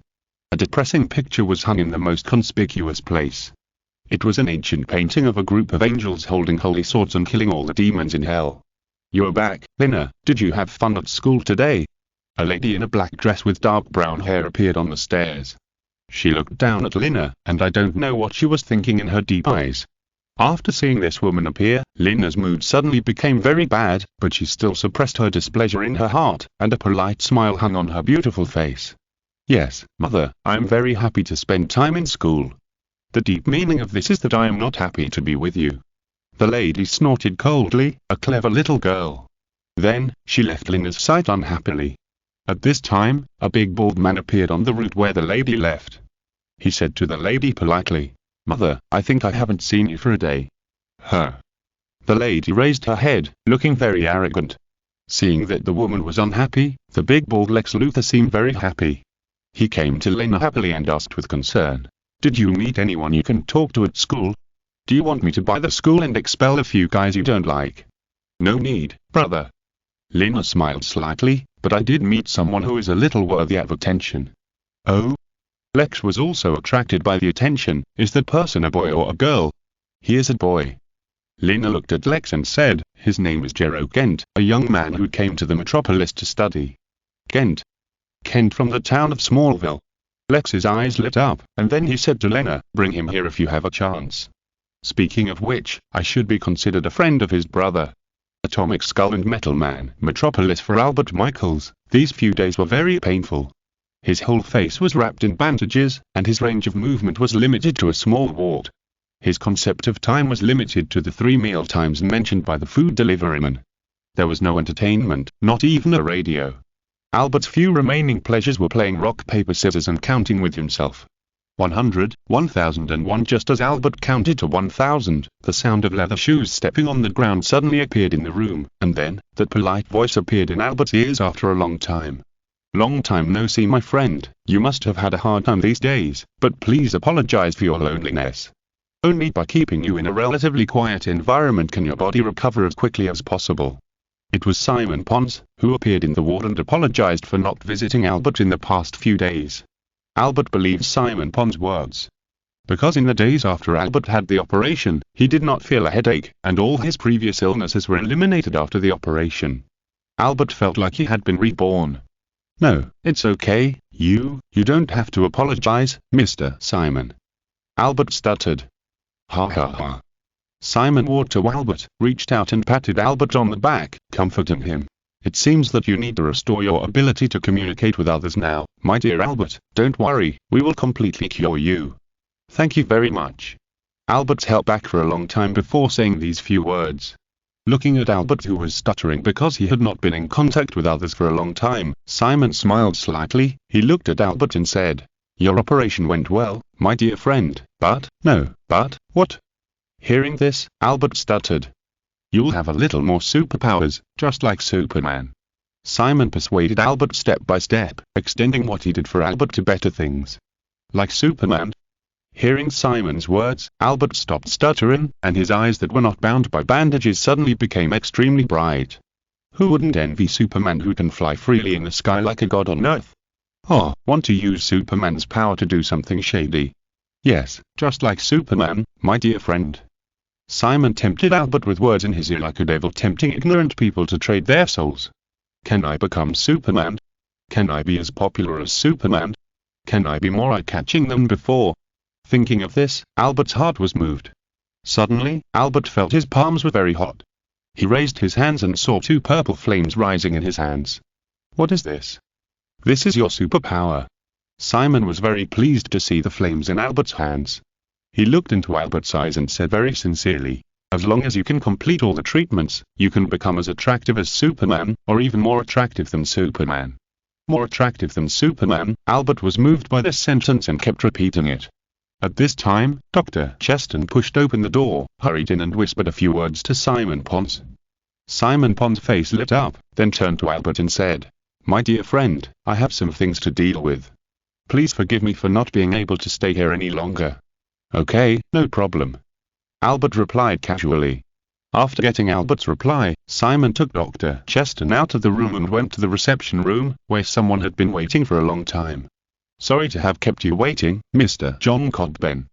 Simon Pons first apologized to the people in the reception room. A blond man with thick lips and a crew cut was sitting on a soft leather sofa. He was wearing a brown coat with a black turtleneck, brown pants on his legs, and a pair of military boots on his feet. "It's not too late, Mr. Simon Pons." John Codben used a cold voice that seemed to be inhuman. He picked up a cigar on the table. Seeing this, Simon Pons quickly signaled his younger brother to light it for him. "Then I have to thank you for your generosity." Simon Pons straightened his clothes and sat opposite John Codben. The strong imported cigar seemed to have no taste in John Codben's mouth. It was smoked clean by John Codben in a few puffs. "What the hell? What kind of smoking method is this? This guy is really the same as the rumors say. He is no longer a human being." Simon Pons was secretly surprised in his heart, but he looked very polite on the surface. He stretched out his hand to shake hands with John Codben. "Just for our upcoming cooperation. For revenge." John Codben stretched out his hand and shook hands with Simon Pons. These strong but extremely cold hands made Simon Pons say that this guy was no longer a human being. In the suburbs of the metropolis, a group of motorcycle thugs were robbing a gas station. The old store manager held his grandson in his arms. His cloudy eyes could no longer meet the requirements of aiming, and his trembling hands could no longer hold the shotgun. If I were 10 years younger, I would have taken a double-barreled shotgun and blasted a ball of blood on these bastards' heads to show them who was the boss. He watched the group of motorcycle thugs in black leather jackets destroy the small shop on which he depended for his livelihood, and all he could do was spit at them when they left. "You will be punished. Bastards. Remember to save more money, old man, we will come again tomorrow." Hearing the old man's curse, the leading motorcycle thug laughed disapprovingly, and then rode away with his 3 younger brothers on a motorcycle. Along the way, their laughter and the roar of the motorcycle engine were so harsh and uncomfortable in this quiet night. Bastards! The old man threw a stone at the motorcycle thugs with all his strength, but he couldn't even touch the thug's exhaust. At this moment, the ground felt a slight vibration, and then a silver light flashed in front of the old man. But even at the speed of a meteor, the old man still heard a sentence. I, Ultraman, received your wish. Ultraman. Zingfake, 7 is still chasing me. With a piercing laugh, the motorcycle thugs drove their motorcycles forward. They carried automatic rifles with their serial numbers erased on their backs, which was their support in the suburbs. Ha ha ha. This is really cool. The biker in the front shouted to the night sky. Long live the boss. The other brothers shouted.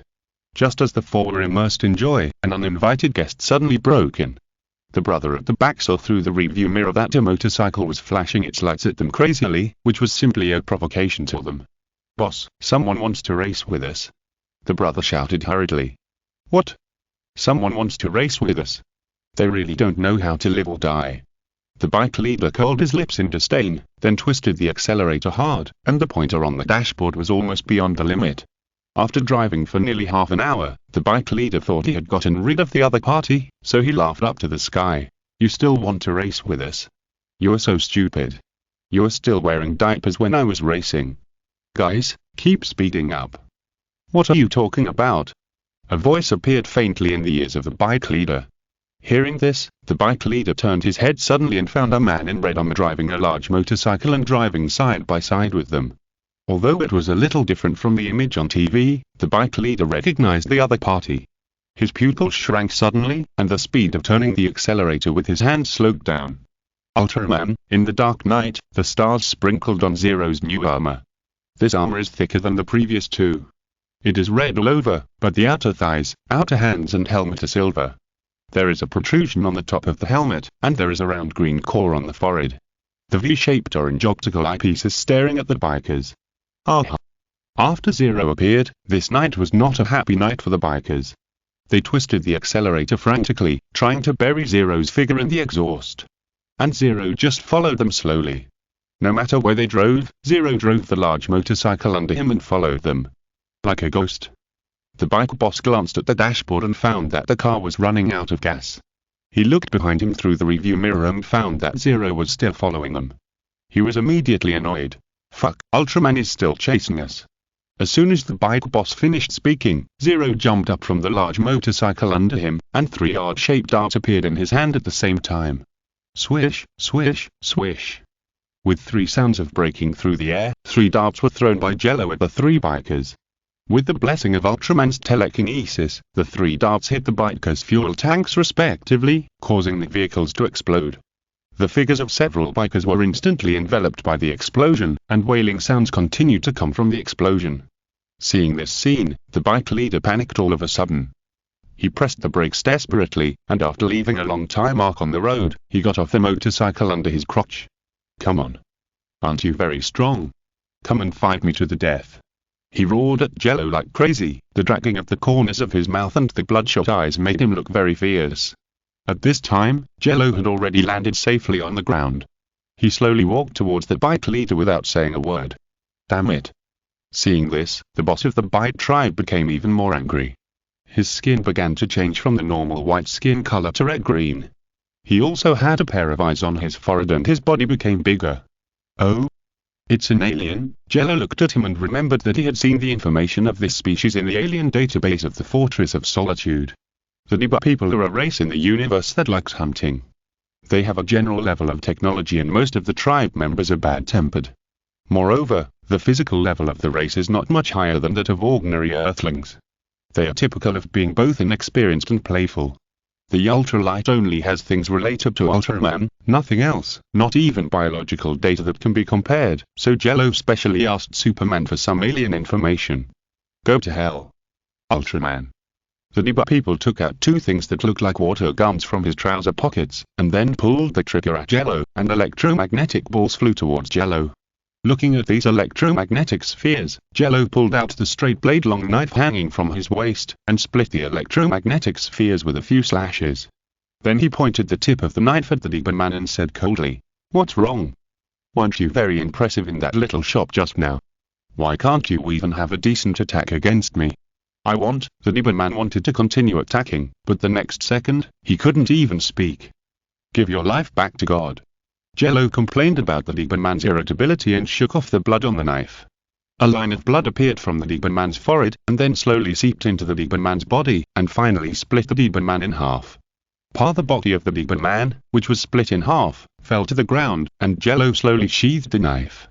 Superman, wearing a big red cape, slowly landed on the ground. He looked at the body of the demon man and recalled some things in the past. "Jello, you did the right thing this time. When I first debuted, I also dealt with this kind of aliens. This race of them simply has no concept of kindness.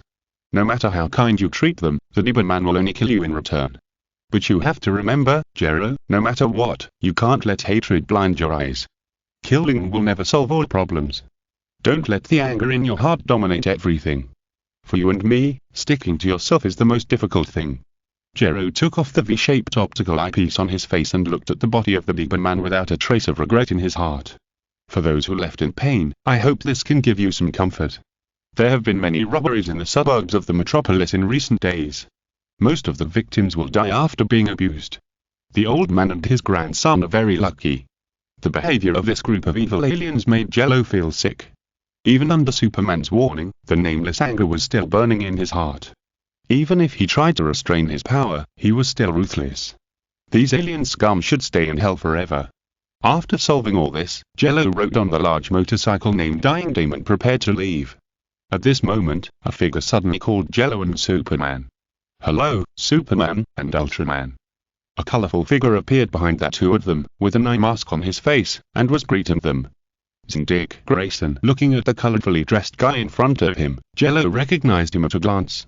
The yellow and green color combination was a bunch of red, and there were no pants. This outfit was much more conspicuous than Superman in the dark. Robin, Batman's assistant, but Jello was a little confused about which generation of Robin this was. "Hello, kid, why did you suddenly come to me?" Superman greeted him familiarly as if he had known this Robin for a long time, and he didn't think about why his whereabouts were controlled by this kid in front of him. The Robin in front of him seemed a little unhappy when he heard this. He said to Superman, "I have had some conflicts with Batman recently, and now I don't know where to go. Running away from home and looking for Superman?" After hearing this, Jello probably guessed who the Robin in front of him was. Dick Grayson, Batman's first Robin, was originally just a child who grew up in a circus. But when he was 8 years old, his parents died in a murder and fell to death in front of him. He was then adopted by Batman. After hard training, he became Robin and worked with Batman in Gotham City. Really? Superman probably understood why that child came to him. He looked at Robin in front of him, and then said to Jello, "Ultraman, you should have seen him in the newspaper. His name is Robin." "Nice to meet you, Robin." Jello took a look at Dick's uniform without pants. He left Dying Dame and walked in front of Dick, then stretched out his hand to shake hands with Dick Grayson to show his friendship. "Nice to meet you too, Ultraman." Dick stepped forward and shook hands with Jello, and Superman also said, "I hope you two young people have a good time during this time." "I think we will." Dick Grayson smiled slightly, and then set his eyes on Jello. "Okay, but how about we go back to Metropolis first?" Jello responded to Dick's gaze, "I heard from Superman that Batman is a master of all fighting techniques. As Batman's assistant, you should be good at fighting, right?" "Oh?" After hearing the name Batman, Dick's eyes suddenly became interesting. He stared at Jello and said, "It seems that you want to take a fighting class. Of course, there is no problem, but I have something to say, fuck Batman." Then, Dick threw a locator to Jello and asked him to open it at 4 o'clock tomorrow afternoon. The next afternoon, Jello, who had just finished a day of class, found an old warehouse according to the locator given by Dick. A young man wearing sunglasses, a black jacket and black jeans had been waiting for him here for a long time. "You are finally here." Dick, who was disguised, looked at Jello so frankly and said jokingly, "Why don't you even disguise yourself? Aren't you worried that I will do something bad to you? You're Batman's follower, and this is enough to trust you." Jello looked at Dick with a smile. Dick was very happy that a man who had just met him once gave him such trust, but Jello mentioned Batman, which made Dick a little unhappy. "Don't mention Batman in front of me." Dick frowned, pulled out a wooden short stick from behind and threw it to Jello, then said, "No need for superpowers, let me see how your basics are." Jello raised his hand and caught the wooden stick that Dick threw to him, then put on his most comfortable posture and said to Dick, "Don't worry, Superman gave me a gravity watch that can suppress my strength and make me become almost like an ordinary person." "That's good." Dick's eyes under the sunglasses narrowed, and then he took out another short stick and rushed towards Jello. Relying on the nerves he had trained during this period of time, Jello crossed the short stick to block the attack, and the two wooden sticks made a crisp collision sound. The reaction is not bad, and the strength is just right. Dick praised Jello's advantages, but it's too rigid. "You didn't learn fighting by yourself by watching online videos?" "Almost," Jello replied casually. "Superman's fighting method is called street boxing in a nice way, and gangster brawl in a bad way. Jello's fighting is basically self-taught. Modern fighting is about reaction speed, attack angle and experience. You're already very good in reaction speed, but you are relatively lacking in experience. I will use various weapons to practice with you in the next few days in Metropolis. It depends on you how much experience you can learn." Dick calmly analyzed Jello, and then launched a violent attack on Jello with the short stick in his hand. The short stick turned into a gust of wind in Dick's hand. Although Jello, whose power was suppressed, could react, his body was too late to react. After almost 4 hours, Jello, who was covered with stick marks, called it to stop. This high-intensity concentration was very physically exhausting. At this time, Dick seemed to have consumed a lot of physical strength. Although he had been trained, Dick was still an ordinary human being. "You can hold on longer than I thought." Dick threw away the short stick in his hand and took out 2 bottles of energy drinks from somewhere and threw them to Jello. "Drink this, it can replenish your physical strength more effectively, if it is still useful to you." "Thank you." Jello took the drink and drank it in big gulps. Although he could also recover his physical strength by resting, Jello would not refuse such a free thing. It was already late at night in Metropolis. Starlight shone through the ceiling of the warehouse onto the ground and shone on the 2 young men. After drinking the drink, Jello looked at Dick and suggested, "Do you want to see Metropolis at night? I'll lead the way." Under Superman's protection, there are still people committing crimes in Metropolis? Dick asked, puzzled. "We can send those bastards to jail." Jello looked at Dick and said in Superman's tone, "But we can't control the growth of evil thoughts in people's hearts." Dick was silent for a while. He quarreled with Batman because of this. He didn't quite understand Batman's practice of just sending criminals to prison or mental hospitals. Especially the incident half a year ago, which made the gap between Dick and Batman even bigger. Although Batman found a new Robin afterwards, it also made Dick want to be independent. After thinking for several months, Dick finally decided to start his own journey and find his own destiny. "Are you interested in coming with me?" Jello took out a pair of glasses with red frames and orange lenses. He put the glasses on his face. With a flash of light, the red armor covered his body. "It's a good opportunity to accompany you to see Metropolis." Dick smiled slightly, "But you have to wait a moment, I can't change clothes as fast as you."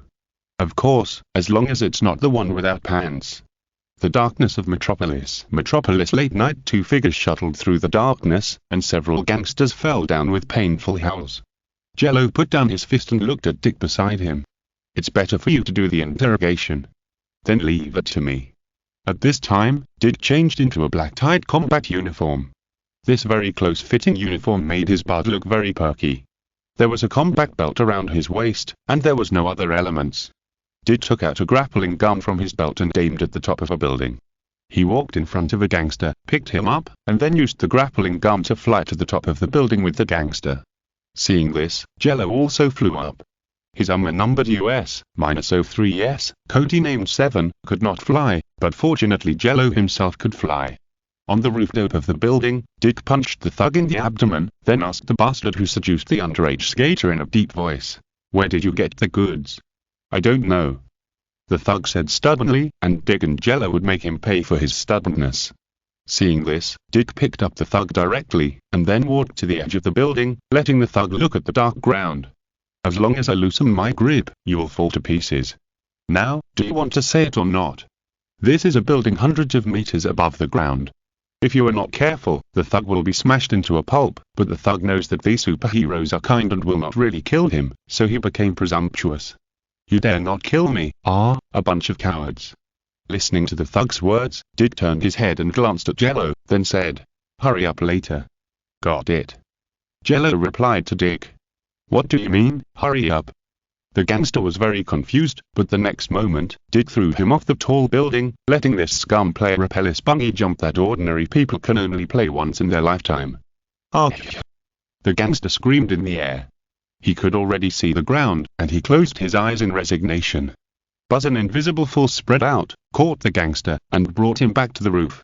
Looking at the gangster who was curled up in front of him and could no longer be tough, Jello went up and stabbed him with his scabbard, and then asked, cooperate with us, or do another bungee jump. You only have 3 seconds. Hurry. I'll tell you everything I know. The gangster pulled Jello's thigh while his nose was running. I'll tell you everything I know. How goods are, the gangster told everything he knew, and when he told everything he knew, Jello also knocked him out with his scabbard. It's this skeleton gang again, who likes to sell these things that ruin people's lives. Jello pouted in displeasure. The Skull Gang. There are still gangs that can survive in Metropolis. From your tone, this gang must be quite large. Dick said in surprise. Jello glanced at Dick and then told the story. 2.5 years ago, it was difficult for gangs in Metropolis to survive for more than 3 days, until Wayne Group and Lex Group began to cooperate to build a new underground system, including subways, drainage, electricity, and the internet. It did provide convenience for the citizens of Metropolis, but this underground system contains lead, and Superman's perspective eyes don't work. Dick didn't know how to answer Jello for a while, and Jello continued to talk. With the promotion of Wayne Group and Lex Group, the project has been almost completed. Some gangs with ulterior motives have taken advantage of this project. They hide in those dark tunnels and do some shady things. Jello finished the story calmly. He looked at Dick and said, what are you going to do next? This guy tonight is already the biggest fish. Leave it to me. After listening to Jello's story, Dick felt more or less guilty. After all, his old father was also involved in this project with good intentions but bad results. I will help you get evidence of those guys, and then break all their bones. Then the task of getting evidence of the skeleton gang's crimes will be left to you. Jello said to Dick. Judging from your tone, you don't want to go with them, do you? Dick looked at Jello with a worried look on his face. He said, you'd better not go with them and alert the enemy. Your infiltration is not an infiltration at all. You just relied on the armor camouflage for 12 seconds. After your optical camouflage was discovered, you started to shut them up with knives and darts. As for your darts, well, there is still a lot of room for improvement. Anyway, leave this matter to me, okay? You go back and rest first, and continue training there tomorrow. Don't be late. Seeing Dick's insistence, Jello couldn't refuse, so he nodded to show his agreement, then rode Dame back to the warehouse he rented, and rested for a night. The next morning Jello got up early, went out with his bag on his back, and went to school. After arriving at school, Jello came to the classroom of the first class. He turned on his mobile phone and browsed the news out of his spare time. Mysterious aircraft appeared outside the seaside city. Shocking. Gotham actually has this violent vigilante. Lex Group's stock has been rising recently. Jello swiped through the messages one by one, and at this time, Lynn happened to be sitting next to him, so Jello quickly put away his phone and didn't want to pay attention to the girl from the Luthor family. Today would have been an ordinary day, but the teacher of the last class assigned a different homework. Today's homework is to hand in a report. The content is to record an activity you did this week. It cannot be a part-time job like cashiering at a convenience store. Submit it next week. This is the homework with the highest credit percentage this semester. Jello, who was listening to the teacher's assignment, immediately thought of his brother. In this case, he would go to be his brother's assistant, and maybe he could get some pocket money by the way. After the teacher left, Jello left the classroom, packed up his things, took out his Noah mobile phone, and called the contact Jello Kent. Hello, brother. Is there anything I can do? The Superman brother Clark on the other end of the phone was sorting out a document. This is what happened, Jello repeated the story. Okay, I get it. There will be a press conference at 4:30 this afternoon. Come with me. Chapter press conference. Metropolis is at 4:30 the afternoon.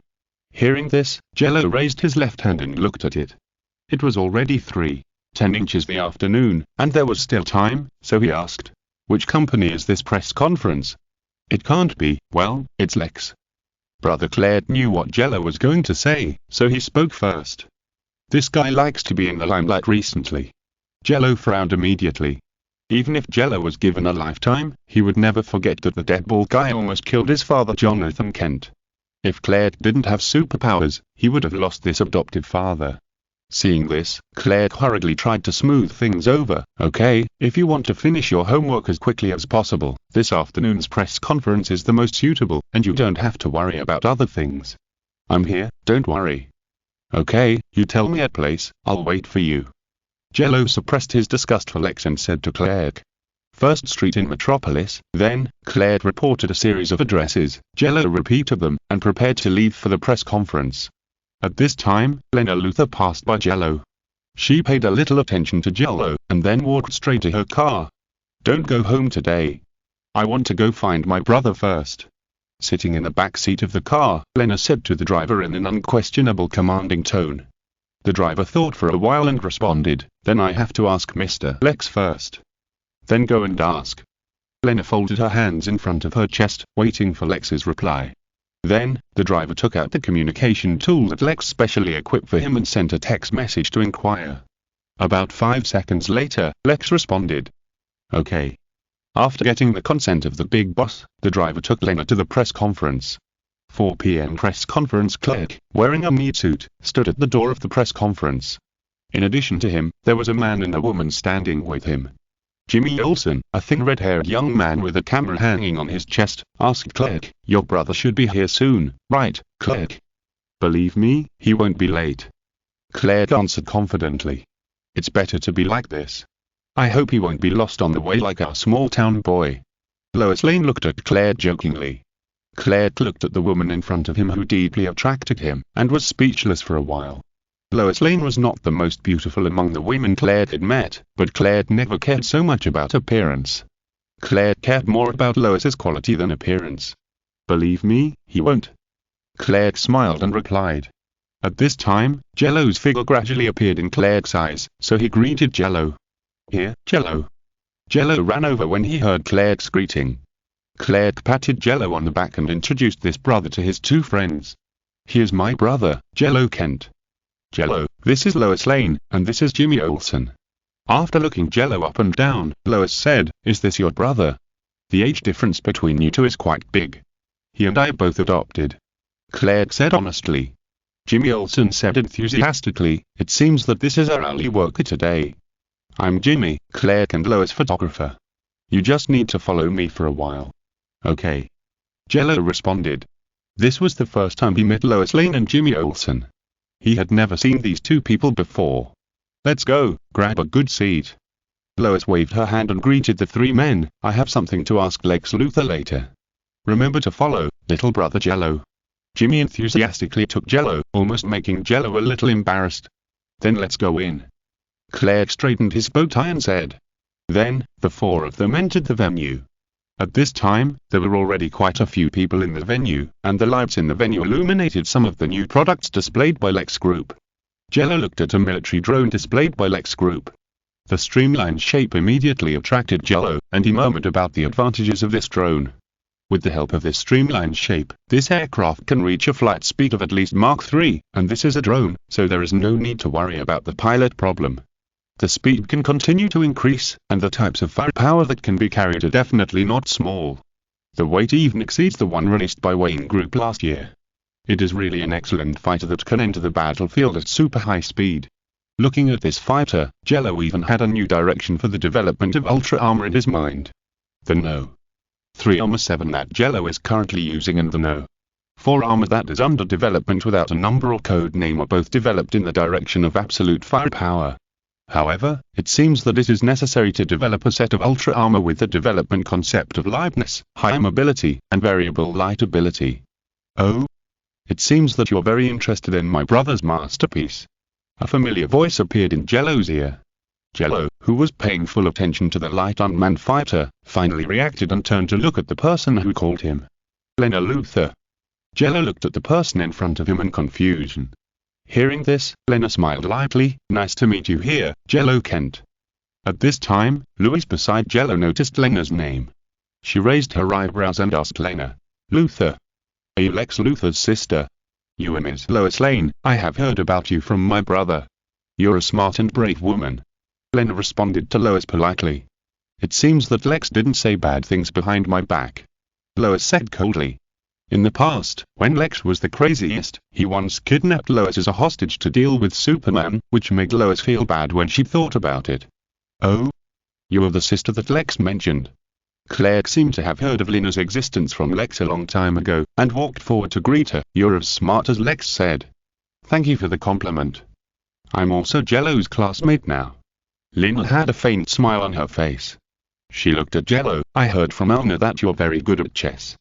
Classmate Jello, how about playing a game with me if you have a chance? If you're listening to this novel on a channel other than Fanfic World, it means they downloaded and uploaded it without effort. We cordially invite you to visit our channel, Mundo Fanfic Novelers. There you'll find the original version of this story and you can explore many other novels of various genres. We're waiting for you to immerse yourself in a world of incredible novels. Chapter Mutation and Fully Armored 7 Armor Metropolis. In the crowded meeting room, Jello was about to reject Lena's opinion, but Claire answered for him first. Jello's spare time is quite full, but I believe you will definitely have this opportunity in the future, Lena. Seeing Superman speaking for Lena, Jello looked at Claire in confusion, and then walked behind Claire without saying a word. I will wait for the day. Lena smiled slightly, and that sweet smile was almost captivating, but Jello didn't feel anything at all. Then, Lena left Jello and the others. Jello used ultra telekinesis to cover his voice and said to Superman, Why are you so friendly to Lex's sister, Claire? Have you forgotten that Lex almost killed your father? That's in the past, Jello, and that was done by Lex's father. Claire talked to Jello in a similar way, and Lex is my friend. But Lex Luthor is not Superman's friend. Jello said calmly, Lex and Claire are friends, but Lex Luthor and Superman are not friends, and are even enemies. I know all about your mess. You're right, Jello. Claire didn't mean to refute Jello at all, but he still persuaded Jello, but you don't have to be so hostile to Lex's sister. I think you can be friends. Jello didn't want to continue. Because the press conference officially started, after a very cool appearance, the smart big bald head appeared in front of everyone. Ladies and gentlemen, welcome to the new product launch of Lex Group. After Lex Luthor's speech, a large 8-legged multi-terrain general-purpose robot about 10 meters high appeared in front of everyone. This machine can easily lift more than 3,000 tons of weight. It is equipped with the latest firepower platform and can easily destroy 10-meter-thick steel. It is an excellent machine.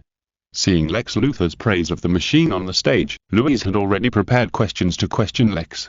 As the press conference was about to start asking questions from reporters, Louise came to the front with great agility. Seeing such an agile Louise, Jello, who worked as a temporary stenographer, was almost stunned.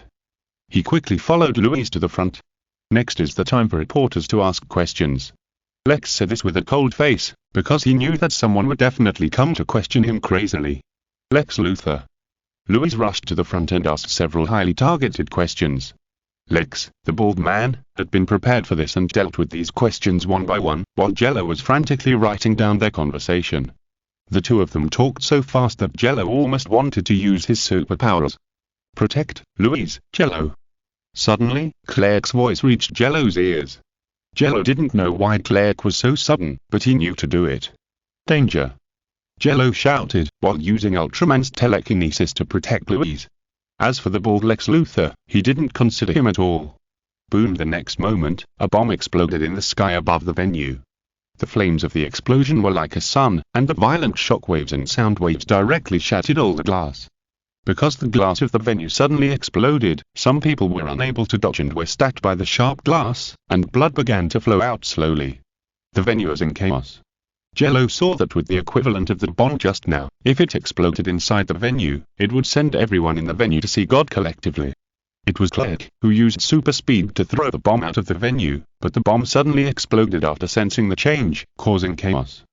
The next moment, a figure fell from the sky and landed on the stage of the press conference, and immediately took Lex hostage. Long time no see, Lex. The voice said coldly, I don't know if you still remember me. John Carbon. You are still alive. Lex calmly tried to delay time with words, and found an opportunity to fight back against John Coburn with the props on his body. Ha ha ha. John Coburn laughed coldly. Of course I am alive. I will never forget what you did to me. As long as you are still alive, I will take revenge on you. The year when Superman just debuted, John Coburn hijacked the weapons of the Lex group as the leader of a terrorist organization, but he was soon sent to prison by Superman. But Lex Luthor is a narrow-minded person. How could he allow John Coburn to just stay in jail? So Lex bribed the prison guards and mixed a special drug into John Coburn's food, making him on the verge of death. After that, he was sent to Lex and received a full-body transformation. In the transformation, he became a metal man with metal all over his body and a kryptonite in his heart, and was ordered to fight Superman. In the battle with Superman, the metal man John Coburn disappeared, but appeared here today. There are countless people in Metropolis who want Lex's life. Why is Lex not prepared? He pulled out a self-defense pistol from his waist and shot the metal man. You are too weak, Lex. This bullet is not even a tickle on me. The metal man said indifferently. This is different from the metal I used to transform you. Lex noticed the problem in this matter, so he asked, who exactly changed the metal in your body? Ask God, Lex, but I don't think people like you can see God. The metal man sneered, and his mechanical eyes were full of mockery. Offstage, looking at Lex who was held hostage, Jello had already taken out the red-framed glasses from his pocket, and then used a special method to notify Superman. Click, I remember you said that there was a kryptonite in that guy's heart. Leave this matter to me. Then you should be careful. In addition to the kryptonite heart, the metal man's own technology is not low. Click, who was about to run to the phone booth to change clothes, stopped, and then pointed at the crowd in the chaos. Taking advantage of the chaos, Jello avoided the crowd, put on his red-framed glasses, and whispered, this time, send a fully equipped 7 armor, Onoya. Understood. At this time, on the stage, the metal man held Lex hostage, and he said coldly, look at you, Lex, even Superman won't come to save you, you are such a poor maggot. Lex was too lazy to answer him. The next moment, 2 golden torrents attacked the back of the metal man. Chapter Fully Armed 7 vs Metal Man. At the press conference of the Metropolis Lex group, when Lex Luthor was held hostage by the Metal Man, 2 golden light streams cut through the air, and the surrounding air even distorted. This attack that could penetrate an aircraft carrier was coming at the Metal Man at a very fast speed. The Metal Man's detection system gave an early warning, and the nozzle hidden in his body suddenly started to take him away. The 2 golden light streams flew past his metal body, but even if they just flew by, the metal man's mechanical arm holding Lex was also damaged by the golden particle stream, and Lex took this opportunity to escape. Although this big bald man lives a life of luxury every day, he has never slacked off in his training, and his physical fitness is even better than that of an athlete. In addition, the metal man was worried about the person who attacked him, so Lex really ran away in front of the metal man. Who is it? The metal man had no time to catch Lex who was running away. The computing system detected the source of the golden particle torrent in less than a second, and then turned around to look at the person who pulled the trigger at him. The person who appeared in front of the metal man was an armored man wearing red armor, with a bulge on the helmet, and a V-shaped orange optical eyepiece staring at him. Behind this armored man were 2 multifunctional rifles with a sense of science fiction, and 2 weapons like hand cannons in his hands that were still emitting white smoke. The 2 long swords on his waist were as strong as the last line of defense. The first impression of this armored man on the metal man was that he had strong firepower. He searched his database for a while and found a person who was similar to the armored man in front of him. A Superman's follower, the kid who called himself Ultraman. Many people in Metropolis knew that Superman had a follower who liked to wear reinforced armor recently, including the metal man who wanted to take revenge on Superman and Lex. It was just a little unexpected that the Ultraman who appeared in front of him was different from the reinforced armor he wore according to the intelligence. Jello did not answer the metal man. He silently threw away the beam in his hand that had just fired a golden high-energy specium particle stream, and then handed it to Oya to retrieve the 2 weapons. This US-03S is not equipped with weapons such as specium light blade, light slash, and light beam like the US-02U.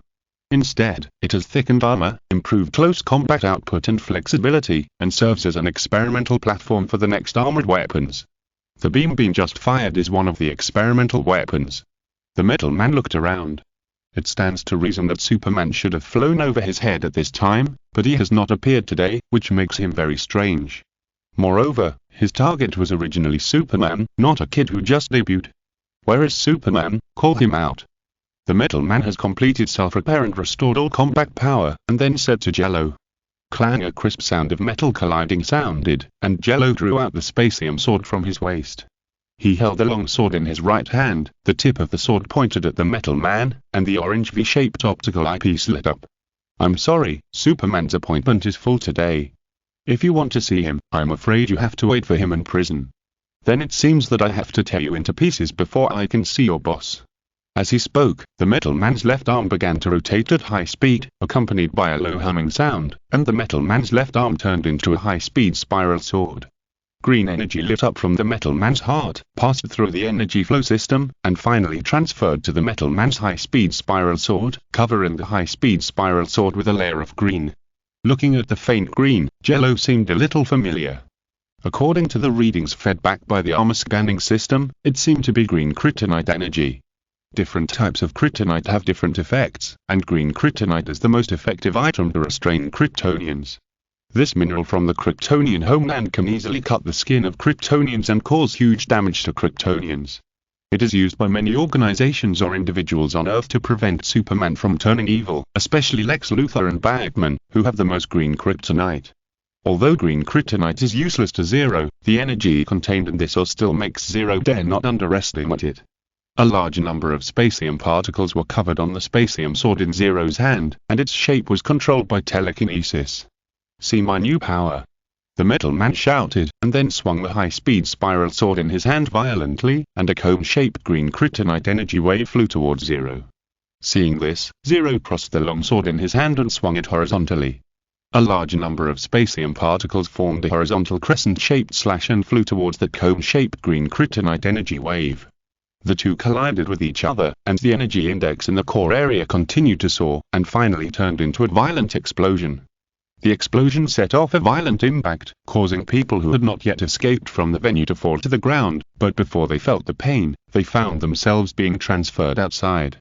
What the hell is going on?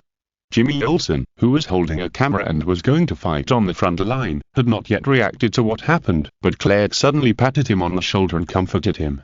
"Jimmy, the battle between Ultraman and Metal Man is too fierce. It's not a bad thing for us to escape." Looking at Clark, who was still wearing a neat suit, Jimmy Olsen put down the camera helplessly and muttered, "Maybe it's not a bad thing to be safe. Sometimes it's good to change a superhero to write the headlines." Lois looked at Clark and smiled lightly. "I'm almost tired of writing about Superman every now and then in the past few years. Yes, Metropolis should also welcome a new hero." Clark looked at the venue with relief. Although so far away, Clark could still feel the energy of the green kryptonite in the venue. In his impression, the Metal Man simply used green kryptonite as a source of energy. When did he have such excellent application technology? Clark thought about who made the transformation for him. Now we'd better hope that Superman's little follower can deal with this guy who was dealt with by Superman in the past. At this time, a slightly harsh voice sounded from the side. Clark and the other two turned their heads and saw a big shiny bald head. "Luthor, you're rescued too? It seems that I can add another column to my new report. The new hero of Metropolis rescued their billionaire." Louise looked at Lex unhappily.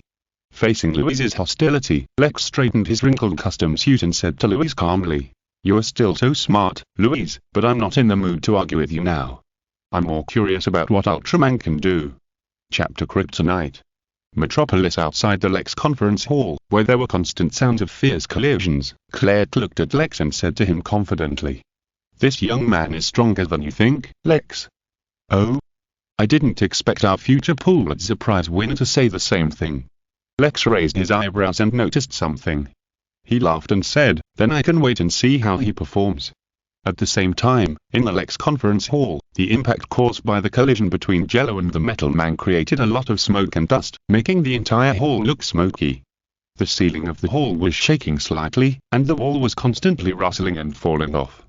There were cracks on the exquisite marble floor. Two knife lights flashed again, and the figures of the Metal Man and Jello fell in an interlaced manner.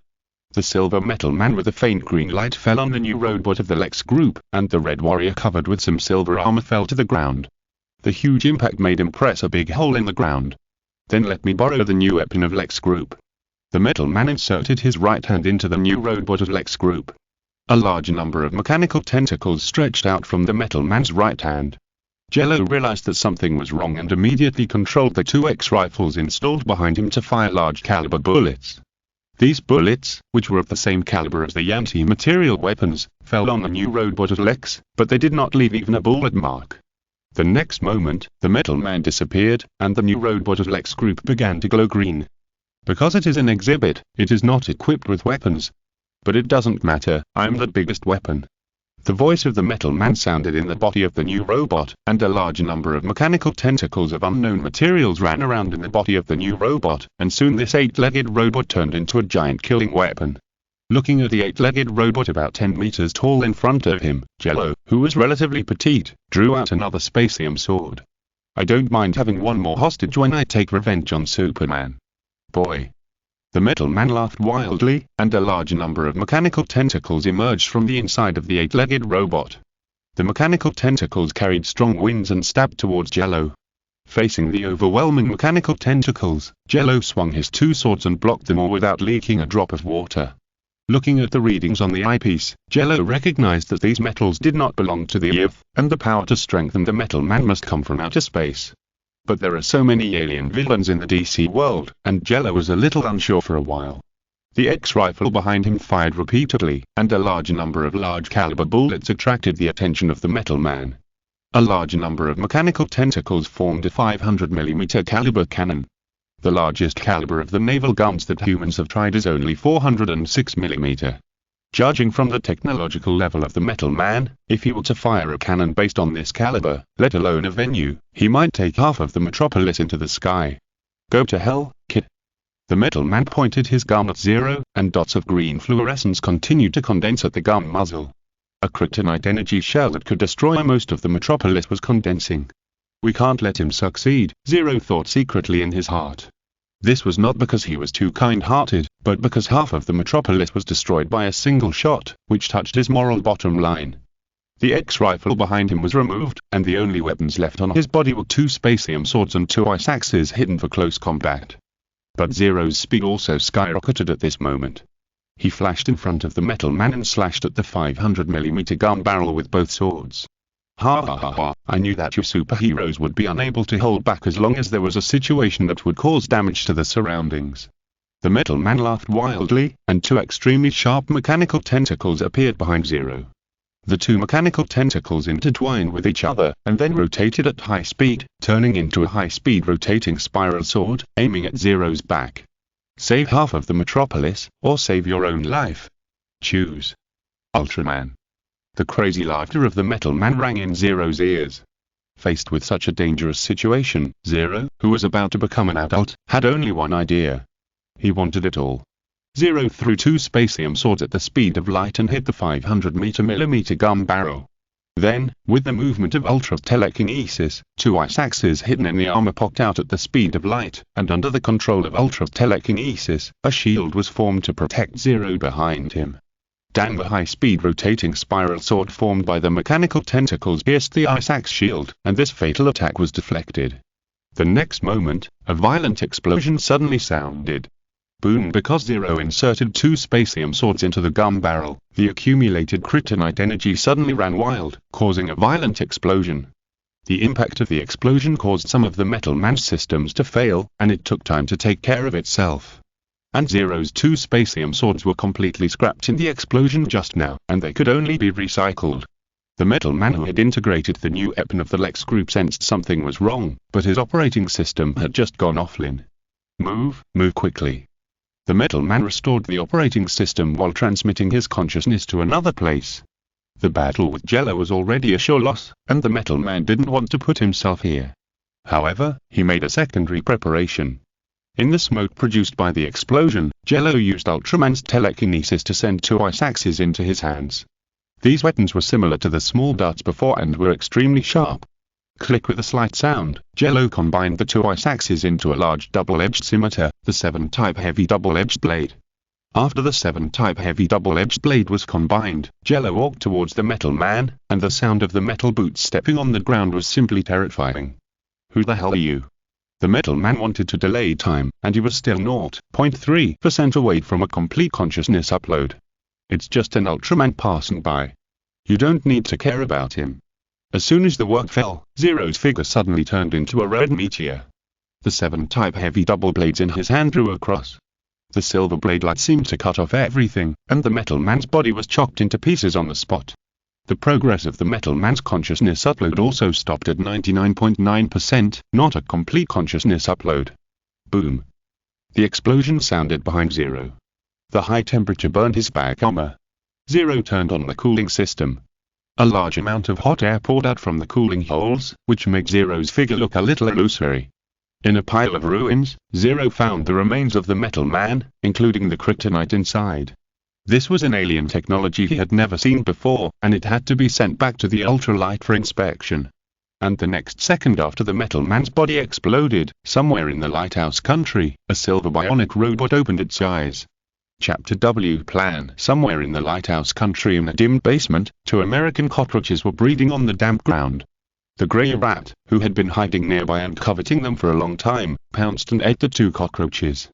The ground was made of old and rotten wooden boards, which looked like they could be broken by just stepping on them.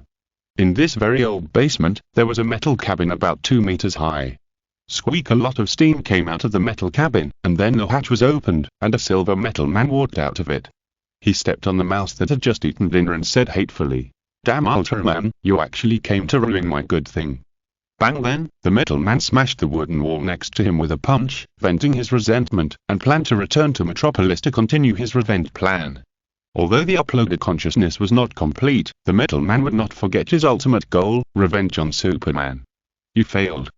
At this time, a line of words appeared in front of the Metal Man, and at the same time, the Metal Man stood there as if he had stopped working. Facing this question that spanned the endless galaxy, the Metal Man could only reply silently. Next time, I will succeed, and I will bring you warriors. Remember to abide by the agreement, Metal Man. Another line of words appeared in front of the Metal Man, and then the Metal Man regained his ability to move. The Metal Man only felt that his heart was filled with unspeakable resentment, but he had no choice but to return to Metropolis silently and continue his revenge plan. At night, in the Lex Group building in Metropolis, Lex Luthor was looking at a battle report. What a good weapon! Lex praised Jello's weapon, and after turning the page, he saw 3 blurry photos. Although the photos were blurry, Lex still saw 3 different sets of reinforced armor. Although he was not too keen on acknowledging this Boy Scout, Lex still felt that Zero's technology was updating at a good speed. He put down the report in his hand, looked at Miss Mussy standing in front of him, and asked, "Did you find any kryptonite left behind by the Metal Man at the scene?" "We didn't find any trace of kryptonite, and the Sky Eye Society and the military didn't have time to take the kryptonite away. The most suspicious target is Ultraman." Miss Mussy calmly repeated the report. "Oh?" Lex suddenly became interested when he heard the news, and his face was instantly filled with smiles. "It seems that our little friend also has that heart, which is really worthy of praise." Miss Mussy took out another report and handed it to Lex, and then said, "In addition, Mr. Lex, the laboratory has collected the unknown particles. Combined with the last particle readings, the laboratory found that although the composition of the 2 particles is the same, the strength and quantity of today's batch are completely superior to the last time. It seems that he is still getting stronger." Lex took the report, he looked at the data in the report, then looked up and said to Miss Mussy, "Let's set up a project first." Cody named it W Plan, but the Cadmars plan must also speed up the progress, and see if there are any buyers recently. "We can first test the combat effectiveness of Subject B0. "Understood." After receiving the order, Miss Mussy left Lex's office in a swift and decisive manner, and Lex leaned back on his swivel chair, crossed his hands, and muttered to himself, "I'm looking forward to what you can do, Ultraman, but who on earth transformed the Metal Man and dared to launch an attack when Lina was present? Even if you were in the sky, I would shoot your head off." When Lex was about to find out what fools dared to attack his press conference, especially when his sister was present, the communicator he had placed in the secret compartment of his desk made a sound. So, Lex suppressed his anger, took out the communicator, and communicated with the person on the other side. "You must be in a bad mood, Lex." A deep male voice sounded on the other side of the communicator. Lex's face was dark, and he replied, "Recently, there are always some ignorant guys who like to challenge my bottom line, but you are calling now, you should know something. I can see the technology on the Metal Man. It is the technology of an old friend of mine. He is very good at this kind of transformation technology. The man with a deep voice was like an audience waiting for the big show to start, looking forward to what will happen next. Your old friend? Lex thought about this sentence. That guy's only hobby is like a nobleman in ancient Rome. The man with a deep voice said calmly. From my dealings with him, this guy should be eyeing one of Superman or Ultraman. Low-level hobby. Lex belittled without hesitation. If you don't want your life to be boring, you'd better pay attention during this period, Lex. The man reminded him at last. I know. Lex hung up the phone and turned to look out the window. Above the brightly lit metropolis was a pitch-black night sky without a single star twinkling. The figure was so conspicuous under the night sky. Lex raised the corner of his mouth and skillfully disarmed the defense system, allowing the window to open for the red. You should know something, Lex, tell me. Clerk, dressed like a little reporter, slowly landed in Lex's office. Lex's office had a special system, so his super senses were useless. It seems that you are not coming to me as Superman, but as that farm boy. Lex sat on the chair by himself, and then reminded Superman, by the way, you'd better pay attention to your little follower. There is an alien Roman noble who likes you two very much. Alien Roman noble? Claire frowned. What else do you know, Lex? Tell me. Lex played the swivel chair by himself, and made a gesture of shutting up, apparently unwilling to say what he knew. Okay, I know you won't say it.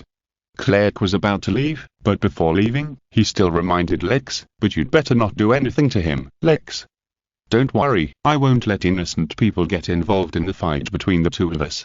Lex looked at Clerk with a playful look, and said, and I found something that he admires very much. Really, I want to laugh when I think about it. Clerk didn't know what Lex was talking about. He frowned, and then took advantage of the night to leave the Lex group building. Chapter Chess Game. Metropolis hidden in the underground ultralight, Jello put the kryptonite he had stolen from the metal man into the scanner. Silver scanning rays quickly covered the surface of the green kryptonite that was the size of an adult's heart. Then, Jello waved his right hand, summoning a data interface and looking at the data of the kryptonite. It can be used as a very good source of energy, but it is harmful to the human body. If you are exposed to the radiation of kryptonite without protection, it may even cause terminal illness. Looking at the data of kryptonite, Jello had an idea in his mind. This idea was certainly not to use kryptonite as a weapon against his brother. Most people on Earth only used kryptonite as a weapon to defend against Superman, but kryptonite was also a very good choice even if it was used to make other weapons. Jello intercepted a part of the characteristics of kryptonite. Although this part of the characteristics would not cause harm to Kryptonians, it could still strengthen the Amarim particles. Anyway, the colors of kryptonite and Amarim particles were similar, so no one would be suspicious. Then he said to Oya, Oya, combine this data with the Amarim particle data in the database. Understood. Oya received the order. Then, in front of Jello, the green energy representing the energy of kryptonite and the Amarim particles, which were also green, began to slowly combine. The Amarim particles showed great tolerance, absorbing all the kryptonite energy, and finally formed a more powerful particle. Test the strength of this new particle, Oya. Jello ordered. After receiving Jello's order, Oya started a new simulation test. Bullets, energy systems, light weapons, all kinds of tests were done. After combining the advantages of kryptonite, the new Amarim particles had better performance, which is manifested in greater destructive power and even better concentration than the original Amarim particles. Beautiful. Jello shouted happily, and then gave an order to Oya, Oya, install the light weapon on the 7 armor. Understood, Jello. Oya tested it a little, and then reminded Jello, I found a problem, Jello, the design of the 7 armor has a flaw. Although it can carry weapons like the Spacium Light Blade and Spacium Light, the palm cannot be equipped with weapons like the Spacium Light Slash. It needs to be slightly modified. Is that so? Jello rubbed his chin, and after thinking again and again, he remembered the real 7, so he gave an order.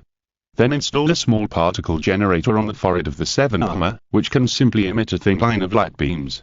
We will slowly collect data to solve these problems later. Understood, Jello, I will improve the No. 3 armor now. Oya was just about to modify the 7 armor when Jello's voice rang. Wait a minute, Oya. Do you have anything to add? Jello. Oya stopped and listened to Jello's order. Use the actual combat data of the Cluster A and X rifle, and modify them with the goal of completely replacing these two weapons. We also need to improve the optical stealth system. Okay, the modification time at the No. 3 armor will be a little longer, please wait patiently.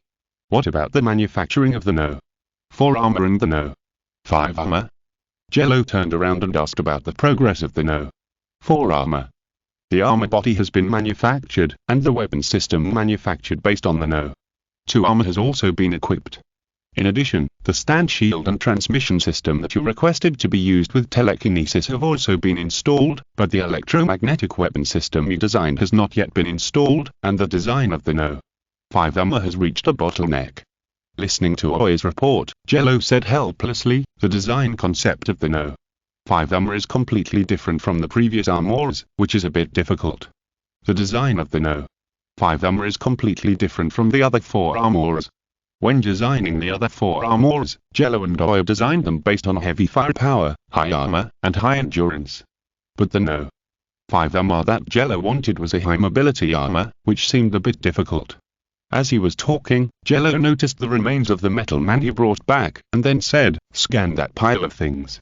As for the design of the no? 5 armor, leave it to me to solve. I have learned so much knowledge for so long, and it is time to test myself." "Okay, I understand." Oi began to work on the transformation of the no? 3 armor and asked Jello, "According to your habit, does the no? 4 machine need a code name?" The code name is Jack, and the number is US-04J. Jello had already thought of the code name for the no? 4 armor. After all, he numbered it according to the glorious 6 heroes. Similarly, the no? 5 armor and the no? 6 armor, which has not even started designing, have code names. Half a month later, Jello felt that this period of time was very peaceful. There was not even a small fight in the metropolis, so his life was only left with learning, training, and designing armor. 2 days ago, Dick said that he had found some useful information. In the next 2 days, he should be able to find the specific location of the skeleton gang, and then he can catch them all in one fell swoop. But before that, Jello still needs to deal with his own courses. There are many compulsory courses in the high school of the Lighthouse Country. Old Kent spent a lot of US dollars to send him to this high school, which even has chess. But Zero is a hybrid of Ultraman and human who can improve comprehensively by absorbing light.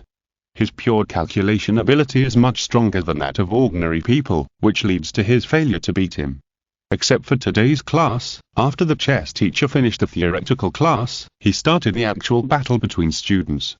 According to the number assigned by the lottery, Zero sat in front of a table. A chess game was already set on the table. He played black chess and his opponent played white chess. It's quite a coincidence. Lina Luther, wearing a pressure suit, sat in front of Zero. "I've been looking forward to playing a game of chess with you." Looking at Lina sitting in front of him, Zero was unmoved. He looked at Lina calmly and said slowly, "Can we start?" "Of course," Lina said with a faint smile. Lina grabbed a chess piece. The moment she picked up the chess piece, her whole aura changed. The pair of sapphire eyes were like sharp swords, searching for the target. Then, Lina pushed the soldier in front of the white king forward 2 squares. Seeing this, Jello guessed what Lina wanted to do, so he also moved the soldier in front of the black king. Opening. So simple. This is not as weird as you said in other people's mouths. Lina looked at Jello. Now Lina was completely different from her usual approachable self, and looked even more murderous. No one knows what will happen before a game of chess ends, right? Jello was also aroused by the desire to win, and looked at Lina with the same fighting spirit. Chapter 3 minutes. In the chess classroom of Metropolitan Oak Tree High School, a chess game comparable to an international competition is taking place. The game between Lina and Jello attracted other students who had finished their chess games to come and watch, and even the teacher who taught them how to play chess was attracted. Soon, Jello and Lina's chess game was surrounded by people. The situation on the chessboard was changing, as if there were really 2 armies fighting each other, and every move of the 2 chess players would be as fierce as the death of their lives. Jello's forehead was already sweating, and the shirt he was wearing was almost wet with sweat, but his desire to win was still driving him. Lina was not feeling well either, and even her hand holding the chess was not as stable as it was at the beginning. Although the Luther family showed superpower-like wisdom in her and Lex's generation, they were still just ordinary humans after all. Although the 2 did not communicate with words, the rush between the chess pieces showed their desire for victory. This intense game lasted for about half an hour, and the chessboard was already in a mess. The black king and the white king were staring at each other, and all the other chess pieces had been killed. The two kings seemed extremely lonely at this moment. Against the kings? Someone in the crowd exclaimed. Kings cannot kill each other, this is a draw. Huh. The two of them let out a sigh of relief at the same time, and even Jello felt extremely tired, but it was indeed very exciting. Finally met an opponent who can match him. The two looked at each other. Jello, who was in better physical condition, stood up first. He looked at Lina, who had not yet recovered, and extended his hand in friendship, saying, Maybe I may have some prejudice against you in other aspects, but speaking of chess, you were a very respectable opponent. Nice to meet you. Lina forced a smile with difficulty, then stood up a little shakily, shook hands with Jello, and said, I will definitely compete with you in the future, Jello Kent. I'm the same as you. Jello replied calmly, Lina Luther. Seeing this scene, someone in the crowd shouted, Let's cheer for the two stars today. Then, the students around them suddenly became excited and kept shouting Jello and Lina's names, making the two of them a little embarrassed. Jello blushed and wanted to squeeze out of the crowd, but was pushed back by someone, and had no choice but to accept the carnival with Lina. It was not until the end of the class and the time to go home that Jello and the exhausted Lina escaped. After taking their things, they met at the school gate. The limousine had not yet stopped at the gate. After consuming a lot of energy, Lina's face was slightly flushed, and it seemed to be covered with a layer of gauze under the sunlight at 3 o'clock in the afternoon. I had a great time today, Jello. Lina's tone became much more friendly. Me too, classmate Lina. At least in terms of chess, Jello would not continue to be hostile to Lina. Even the name he called her was not the targeted Lina Luther, but a more friendly name for her, classmate Lina. I will compete with you again if there is a chance. While Lina was talking, the limousine stopped in front of her. She greeted Jello, who responded politely, and then Lina got on the limousine. The car engine started and drove Lina away. After Lina left, Jello also went to the place where he had an appointment with Dick. It was the familiar abandoned warehouse again. Jello stood in the center of the warehouse. Dick, wearing sunglasses, suddenly appeared behind Jello and said, How's your day, little chess player? Hearing this, Jello's head was buzzing. He reacted for a while before turning around and pointing at Dick, then questioned. So it was you who started the trouble. And you followed me. That's right. Dick looked at Jello jokingly, and said with a smile, I wanted to tell you about that thing directly, but when I went to your school, I found such an interesting thing, so I helped you. How is it? The girl is pretty good. Listening to the words of the little bird in front of him, Jello gradually understood everything. He stepped forward, grabbed Dick's collar, and shouted, It turned out to be you, kid. Hey, calm down. Dick put away his playfulness and quickly waved his hand to signal Jello to put him down. HMPH. Jello snorted coldly, then turned around. Don't do that next time, and I don't have any feelings for her at all. Okay, there won't be a next time. Dick looked at Jello, who was a little angry, and apologized quickly. Oh, by the way, is there any news about the skeleton gang today? Jello turned back and spoke seriously. You just hit the nail on the head. Look at this. Dick smiled slightly, then took out a holographic projector. The blue underground system projection suddenly appeared in front of the two of them. He pointed to a place with his empty hand and said, This is the largest stronghold of the skeleton gang that I know of. If we destroy this place, the skeleton gang will no longer be a big threat. What about the Personnel and Defenser Confederation? Jello is not his brother who can act without thinking. It's always right to be careful in everything. You asked the right question, which is better than your big friend. Dick praised Jello and continued. According to the intelligence I got, there are at least 30 energy weapons in the Skull Gang's base. The source is unknown for the time being. It may be alien technology. Most of the people who use these weapons have committed murders. In addition, there are surveillance cameras throughout the base, as well as infrared bombs, poison gas systems, thermal mines. Maybe there are superpowers. It's a bit difficult. Jello said with a frown. Jello didn't say that these combat forces were very strong, but he was worried that if he was not careful, these damn bombs would explode, causing the ground to collapse, and perhaps causing other casualties. I can hack into the internal network of these guys. Dick added, but there are only 3 minutes. You must break into his main control room within 3 minutes, which is here, and turn off all their weapons. With the evidence we have collected, we can let MCPD clean up the mess. 3 minutes, 180 seconds. Jello carefully planned the attack route, how to solve the Skull Gang as quickly as possible.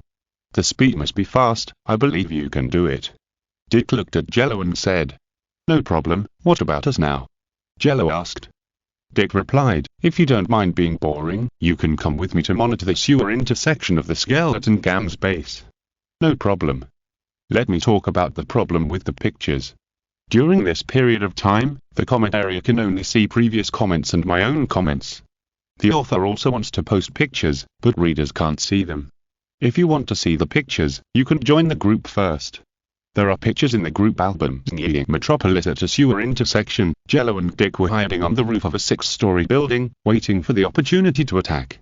Are you hungry? Jello put a sandwich in front of Dick. After taking a look at Jello's sandwich, Dick politely declined, thank you, but my training tells me that I can't eat when I'm on a mission. Eat it yourself. Okay. Jello swallowed the sandwich in one gulp, wiped his hands with a napkin, and then chatted with Dick. Did Batman tell you about the scene when he and Superman first met? No. Dick replied, although I know he and Superman have a good relationship, he never told me how he knew Superman. This guy is really a secretive person. Jello casually complained about Batman's behavior. Do you know they know each other? Dick asked. Of course I know. Jello said while looking at the entrance and exit of the Skeleton Gam's base. Superman said that when they first met, he said to Batman, I heard you were a little crazy. But I didn't expect you to be so stupid before that. Batman threw Superman over his shoulder. Puff, Dick couldn't help it. Throwing Superman over his shoulder, it's not Dick's fault that he didn't have enough self-control. This behavior was simply too funny. He suppressed his laughter and asked, what happened later? Did Batman report? No, respond to Superman. Later, Superman told me that Batman put a tracker on his cape, and when he was lying in the apartment washing clothes, he found that the tracker was attached to his cape, and Batman was watching him with a telescope from a long distance, and Batman was still laughing. Jello told Dick all the stories that Superman and him had told him. After listening to these stories, Dick almost laughed. It sounds like something that the old Bat would do. Dick said with a suppressed laugh. It looks like a trap that Superman would fall for. Jello laughed at his brother behind his back without hesitation, and then he asked, by the way, why didn't you put a tracker on me when you saw me? Good question, Dick pondered for a while, then clapped his hands suddenly and said in surprise, I forgot, how about I put one on you now? Forget it. Jello took a few steps back, he looked at his watch, it was already past 9 o'clock in the evening, so he asked, are you going to do it, Mr. Holmes? What Holmes? Do you think you are Watson? Dick looked at Jello suspiciously. Yes, I'm not a detective, you are, and our relationship now is like a pair of partners, right? Jello looked at Dick and said very sincerely, partner. Dick didn't expect that this boy who had only known him for a short time actually regarded him as a friend. Just like the Nightwing and Firebird in the Krypton legend that Superman told me about, who brought freedom and justice to people. Jello said casually. Jello's words seemed to ring the bell in Dick's heart. Bringing freedom and justice to people, this seems to be what I should do, Dick thought silently, and there was a hint of friendliness in his eyes when he looked at Jello. However, Jello, who felt Dick's friendly gaze, thought about it wrongly. Wait, I don't have that kind of orientation. ... Dick's forehead was full of black lines. He held his forehead and said helplessly, I just want to thank you, Ultraman. I see. Jello said. Then, Dick asked, oh, by the way, what do you think of Nightwing as a code name? You want to use the Nightwing god in the Krypton legend as a code name? I think it's good, it sounds much more impressive than Batman. Jello said very confidently. Under the influence of the butterfly effect, Dick took the code name Nightwing because of himself. Jello was a little surprised, but not too surprised. The butterfly effect is inevitable, Jello knows this very well, and it started when he suddenly appeared in the cornfield of the Kent family. Maybe there are isotopes corresponding to him in other parallel universes. It's about time. Dick looked at the time, then said to Jello, before we destroy the Skeleton Gam's stronghold, I have to get acquainted with you. My name is Dick Grayson, and I used to be Batman's Robin. You can call me Nightwing now. Why did you tell me your identity? Jello looked at Dick in confusion, but still answered politely, Jello Kent, codenamed Ultraman. Others usually think of me as Superman's follower. Listen, Ultraman, I went through a very painful thing before I came here. Dick's expression became extremely serious, and Jello didn't joke with him. He just listened quietly to Dick's story. Almost a year ago, I lost my brother in an explosion. I thought a lot. If I hadn't had a conflict with Batman, if I hadn't left Batman during that time, maybe the child would have become Robin, and he wouldn't have died. There are many bombs in the base of the Skeleton Gang, and your armor may not be able to withstand them. I don't want you to be like him. Jello didn't say anything that he understood such words. He just took off his glasses silently, and then put on the ultra glasses used as armor transmission coordinates. Jello put on the red-framed orange glasses on his face. He looked at Dick and said, "Then let's destroy the Skeleton Gang tonight, Nightwine." Dick didn't expect Jello to trust him so much, but since Jello showed his trust, he had to respond to this trust. He took out a portable computer and turned it on, and then said again, "There is only one goal, break into the main control room of the Skeleton Gang, shut down all defense systems, and then pull all members of the Skeleton Gang out of their lair." Understood. Jello's body flashed with light, and the Modified 7 armor was instantly put on him. The Modified 7 armor cancelled the X-rifle and hand cannon type cluster A, but added weapons similar to the No. 2 armor, and adjusted the armor structure to make the armor more flexible. As for melee weapons, 2 Spesium swords were hung on the waist, 1 ice axe was stored on the helmet, and the other ice axe was stored in the thigh armor. "The modified armor looks good," Dick said casually. "In fact, there are 2 sets of armor that are almost completed and can be put into actual combat, but this one is most suitable for this task." Jello moved his shoulders, and the V-shaped orange optical eyepieces lit up slightly. The whole set of armor turned black and gray, and even the optical eyepieces turned red. "Start the invasion, Nightwine, I'm ready," Jello suggested. "Okay." After that, Dick invaded the internal network of the Skeleton Gang and started the countdown. 3 minutes. Start the countdown. The next moment, Jello was like a tomahawk missile, bursting out violently, as if to completely eliminate the evil. If you're listening to this novel on a channel other than Fanfic World, it means they downloaded and uploaded it without effort. We cordially invite you to visit our channel, Fanfic Novel, as there you'll find the original version of this story and you can explore many other novels of various genres. We're waiting for you to immerse yourself in a world of incredible novels. Let this city down. Metropolis in the underground system that is still under construction, the Skeleton Gang has bribed some people and built a heavily guarded base at the branch of this underground system. The core members of the Skeleton Gang, wearing black jackets, patrol the underground base in turns in the form of 3 teams. With the alien energy weapons that their boss Simon Pons got from who knows where, it can be said that it is watertight. But today, the Skeleton Gang ushered in their doomsday. Sizzle, a fierce and piercing sound rang in the headphones. The piercing sound seemed to tear the human eardrums apart. All the core members of the Skeleton Gang on patrol had a splitting headache. It was not until 10 seconds later that the core members of the Skeleton Gang on patrol could no longer hear the piercing strange sound. They shook their heads desperately, trying to get rid of this damn sound from their heads. At this moment, Jello, who turned into a black and grey meteor, passed by them. The invisible force spread out in all directions with Jello as the core, knocking them all down in an instant. After knocking down this group of core members of the Skull Gang, Jello's optical eyepiece showed a 3-view of the entire Skull Gang base. Jello looked straight ahead, and the red V-shaped optical eyepiece stared at the anti-theft iron door in front of him. According to the information Dick gave him, in front of him was the main control room of the Skull Gang base. The next thing to do is to open this door and shut down all defense systems. Remaining time: 150 seconds. Although there was plenty of time left, Jello didn't want to see anything unnecessary happen. Jello put his index and middle fingers together and interlaced them next to the particle generator on his forehead. The Ultraman's telekinesis was tightly condensed, and he was ready to control the emission of the next light at any time. "Aimrin Ray!" Jello shouted in a low voice, and a green thin line immediately shot out from the particle generator on his forehead, hitting the main control room door continuously. Under the high temperature of the Aimrin Ray, the doors breached in just 5 seconds, and the main control room filled with various instruments was suddenly exposed to Jello. Jello quickly came to the main control computer, and his fingers quickly operated, and in a few clicks, all the defense systems were disabled. In an instant, all the infrared bombs, gas systems, and heat-sensitive mines that the Skeleton Gang had painstakingly arranged, all became ineffective. Even the most basic lighting was turned off by Jello. The next step is to catch the boss of the Skeleton Gang. The V-shaped optical eyepiece of the 7 armor lit up slightly and turned back to its original orange color. The black and grey color of the armor also faded and turned back to its original red and silver color.